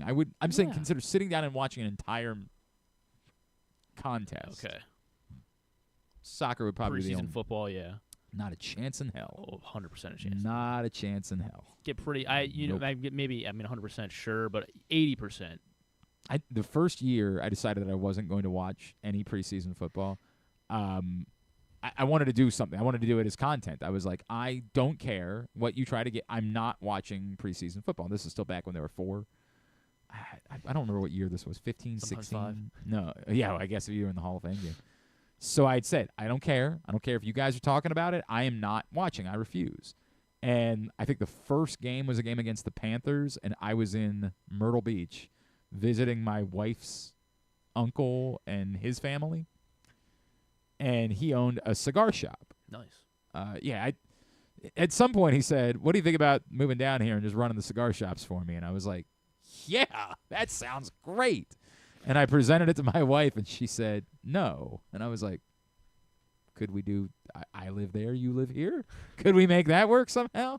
Visit each other. Like, she didn't want to leave Maryland? No, she's not. She's not just not leaving Maryland. She's not leaving the literal place where we live. Oh, okay. She will die living there. Well, in fact, I thought maybe she just was anti-cigar, maybe. No, she doesn't care about that at all. In fact, she's pro. She likes it when I smoke cigars. Like reminds her of being at her grandfather's house growing up. Supposed to just smoke more cigars. She's just not moving. Like that's not happening.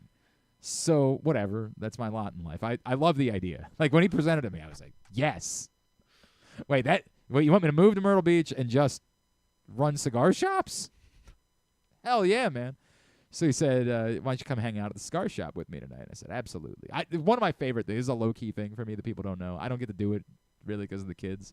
But, like, before kids came along, there was not far from here, down that way, a place called the Tobacco Center, which was a half cigar lounge and half hookah lounge. And big hookah guy. Yeah, actually, there was a time in my life where I was, but I would go there and just sit with the old heads and like watch basketball and smoke cigars, and it was my favorite thing. Like I loved it. So when he was like, "Hey, do you want to come hang out at the cigar bar?" I'm like, "Yes, absolutely." So I get there, forgetting I'm in South Carolina, and so they go to put something on the TV. And they go to put the Ravens-Panthers game on. And I had been like, no, I'm boycotting watching preseason football. I won't do it. So do you had to it. break the rule? Or you left? I was terrified. Oh, you know what? I know it was an Olympic year, so it must have been 16. Okay. Because they go to put the game on, and I like legitimately like walk for a second. I'm like, I'm supposed to be boycotting. Like, do I just lie? Do I just pretend? And then thankfully, one of the guys in the bar was like, put the Olympics on. I was like, oh, thank God. He said, yeah, do that. So I was able to complete the boycott of preseason football. Close call. Close call. Very close. Brian Powell tells me that the reason I don't really care. This is not germane, but he says the reason why they aired the figure skating thing on Monumental is apparently it was of course he knows. A fundraiser for the plane crash victims. And remember, there was a lot of figure skating connections to the plane crash victims in D.C. But so it is. That's very good. That's all I've got on that. Got it. Very good. It doesn't really matter about the future of streaming, but very good. Thank you for that extra information. Yeah. John Larrock also said our long Nationals nightmare is over. Yeah. Speaking of Brian Powell, Brian is involved with an event, and we're going to be talking about it over the course of the next few weeks to help raise money for Pete Medhurst's family, something that I absolutely am behind. Thursday, April 3rd, they're going to do an event with Keith Mills and Bill Wagner, who, of course, has covered Navy and Anne Arundel County sports for forever for the Gazette, the Capital Gazette. The event will be at the Flugel Alumni Center at 301 King George Street in Annapolis. $100 with the proceeds going to Pete's family, but an event for fans of Navy sports, and people that care about Pete Medhurst and his family. You can contact Brian, BG Powell with 3 L's, BG Powell with 3 L's at AOL.com in order to find out more and get your payments in via Venmo and PayPal. And he'll have more of the details about that, but I want to support that event to raise money for Pete's family, which will be happening on Thursday, April 3rd. And I think I'm going to be able to get down there to be a part of that as well. All right, very good. Let's get a tidbit. Tidbit is brought to you today by our Stan the Fan and Luke Jackson's coverage of Orioles Spring Training. They're headed down to Sarasota. They'll be giving you coverage every day at PressBoxOnline.com, Facebook.com/PressBoxSports. It's all brought to you by Easy Pass, HelpMyGamblingProblem.org, Costas Inn, and Live Casino and Hotel Maryland. Looking forward to Stan and Luke's coverage from down in Sarasota at Spring Training. No one breaking the 40-yard dash times. No one breaking 4:21 down at the combine. But let's see, because Isaiah Bond was saying, "Oh, I'm breaking it for sure." Yeah, I did. That was the only. No, you can't. Speaking of things you can't get me to care about, combine workouts, because with all due respect, and I am excited for our guy Dante Thornton. Excited for him. Ty Felton ran pretty well. But that's the. Everybody did good, is what I'm saying. Like, there's something that Will Howard didn't do very good. There's something that everybody did that, like, Will Howard is Blake Bortles. We can guess. So. Will Howard was never going to be a first-round draft pick. So. I know there's somebody on the internet. I think it's Pat McAfee, right? That's like all over Will Howard. He's still could have gone in like the second round. Maybe, but that's a stretch. It's a stretch. That's forced. I think Jackson Dart had the best weekend. Good for him. The quarterbacks. Good for him. In terms of rising. What's the point? Or lowering. Yeah. Let's see. Isaiah Bond ended up running a 4.39. Do you know who ran the fastest this not. Circuit? Also, another Texas receiver, Matthew Golden, ran a 4.29. How about that? Kind of funny that Damn, that's how close Dante came to running the fastest 40. He was. Yeah, Dante was very close. Can you name how many of the top 5 40 times ever? I feel like we've done this before, but how many of the top 5 40 times at the combine can you recount? Xavier Worthy? Yeah, Xavier Worthy is number 1, running a 4.21 last year. Then ending up in Kansas City, and then a 4.22 this guy ran in 2017. 4.22 in 2017. I don't know if I remember that. 4.22 in 2017. Went on to be the 9th overall pick, wide receiver. Oh, John Ross. I do remember that. John Ross ran a 4.22. Yeah, I do remember that. Held that and record how'd that for work about out for 7 John? years. Yeah, how'd that work out for everybody involved? Well, he got drafted pretty high. He did I'm not get sure what he was supposed to be drafted high. before that, but yeah, he got drafted pretty high because of it. And then this guy, I do not remember, in 2022, this cornerback from Baylor apparently ran a 4.23. A 4.23. Just 3 years ago. Baylor. I don't know. Kalon Barnes ran a 4.23. Yeah. I don't think I've ever heard of Kalon Barnes. And then 2 guys ran a 4.24. One of them, a Eastern Kentucky receiver in 1999. Oh, sure. If you had just said that, I would have known. Rondell Martinez. Oh, right. Yeah. Rondell. Yeah, Rondell. Rondell Martinez. And then a running back in 2008 who you should get. 2008. It's not. Maurice Jones-Drew? Not MJD, no. Chris Johnson? Chris Johnson ran a 4.24 in 2008 out of East Carolina. And then got drafted by the Titans in the first round. So, yeah, those are your top 5 40 times. Because that was Ray Rice's year, too. 08 was? Yeah. Was that it? It was all 3 of them, right? Was it 08? Yeah, remember, because Joe Flacco draft. and Ray Rice were both drafted in the same draft by the Baltimore Ravens. I thought Jones-Drew was in that draft as well. Maybe he was a year off of that. Maybe I have that math wrong. Darren McFadden. Oh, it was quite the running back draft, huh? Yeah. It was quite the. Although none of them are Hall of Famers, like still quite the running back draft. McFadden was fine for a little while. Go ahead. All right. We'll for the next tidbit then. All the 2008. Yeah, running sure, back. sure. Go right ahead. Was it? No, I think you're. What year was Jones-Drew then? Hang on a second. I thought they were all the same year, all three of them. Okay, yeah, Ray Rice was this year. Chris Johnson was this year. I knew for sure Ray Rice was. I don't think MJD was, no. All right, he was 06. Damn, I was off by 2 years. Yeah, Well, I don't know anything about anything. Okay, well, then I was going to do an NBA one as well here. Can we do it quickly? Somehow this show turns into a 2.5 hour show. We can stop it. God, man, I thought today was the day we could Guess get we can out of here save at it. normal time. We can use it for NBA Corner. Got a radio show to do tonight, so I just have stuff going on. All right, here's what's coming up Totally Tubular. Have you ever thought of taking a cruise to these wonderful destinations with sunny skies and beautiful beaches? Well, wait no longer. We're ready for you to cruise from the Cruise Maryland Terminal. Have a little phrase that you can go from baggage to margarita in about 15 minutes. Choose fun with an array of destinations, onboard activities, entertainment, and world-class cuisine. Contact your travel agent and book your cruise today. Let your adventure begin. All right, here's what's coming up tonight, totally tubular-wise. As I mentioned earlier, Loyola opens Patriot League tournament play as they host Lehigh, 7 o'clock on ESPN+. Maryland baseball, it was scheduled for tomorrow. They moved it up. I guess it's supposed to rain tomorrow. So Maryland baseball playing James Madison today at 4 on Big Ten Network Plus, and that's it for local stuff.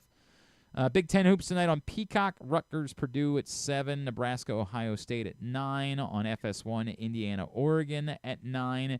If you didn't get enough video game golf yesterday, 7 o'clock tonight on ESPN for more. ESPN is Mets Cardinals this afternoon. They're doing baseball in the afternoon all week this week. I guess this is their last hurrah with baseball. So here's a baseball week. I don't know. All the rest of the college basketball, find at glennclarkradio.com.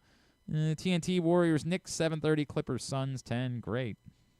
Fun watching the Suns. They're still, they don't have to compete with the Mavericks anymore. That's just a good point. Hulu, they weren't going to do it. Hulu and ESPN Plus for Devil Stars, 8 o'clock. MLB Network has a World Baseball Classic qualifier between China and Brazil at 1 o'clock, and then Reds Dodgers at 8.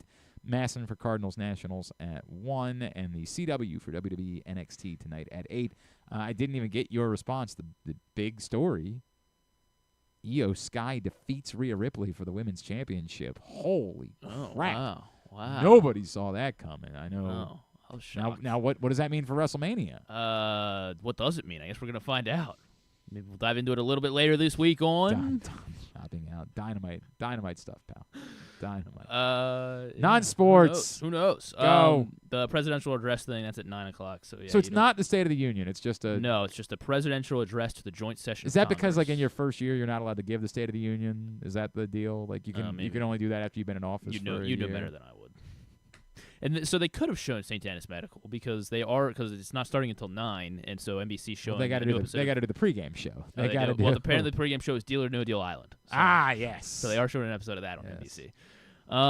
We'll do our late nights. Danny McBride and Lisa on Jimmy Kimmel. They are promoting the presidential address pregame show on NBC. But this won't be on until 11:30. I know it sounds strange, right? But it was so good that they're going to talk about it after how good it was, pregame show? So that you can go back and watch it on Peacock later. This is Kimmel, who's on ABC. Right, I know. It sounds crazy. All right. But everybody's teaming up together? We're in a new era, baby. All right, that's nice. That's the types of things that happen. No, of course, Righteous Gemstones is coming back this week.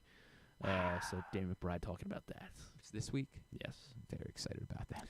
Pete Buttigieg will be on Colbert. He is promoting Righteous Gemstones. Oh, really? Yeah. How about that? So McBride's doing the Congress stuff. Yeah. Okay. The pregame show, though. Just the pregame show. Let's see. Not the address. Pregame show. Fallon's got a big one with Amanda Seyfried, Joshua Jackson, and Tate McRae. They're doing another reboot of Mean Girls. Oh, okay. I don't know. Joshua Jackson. He was Charlie Amanda Conway. Seyfried in the original, or was that? She was in the original Mean Girls, right? No, she was in something. No, was she? I think she was in the original Mean Girls. Okay. I think it was. It was Lacey Chabert, right? And obviously, Lindsay Lohan, right?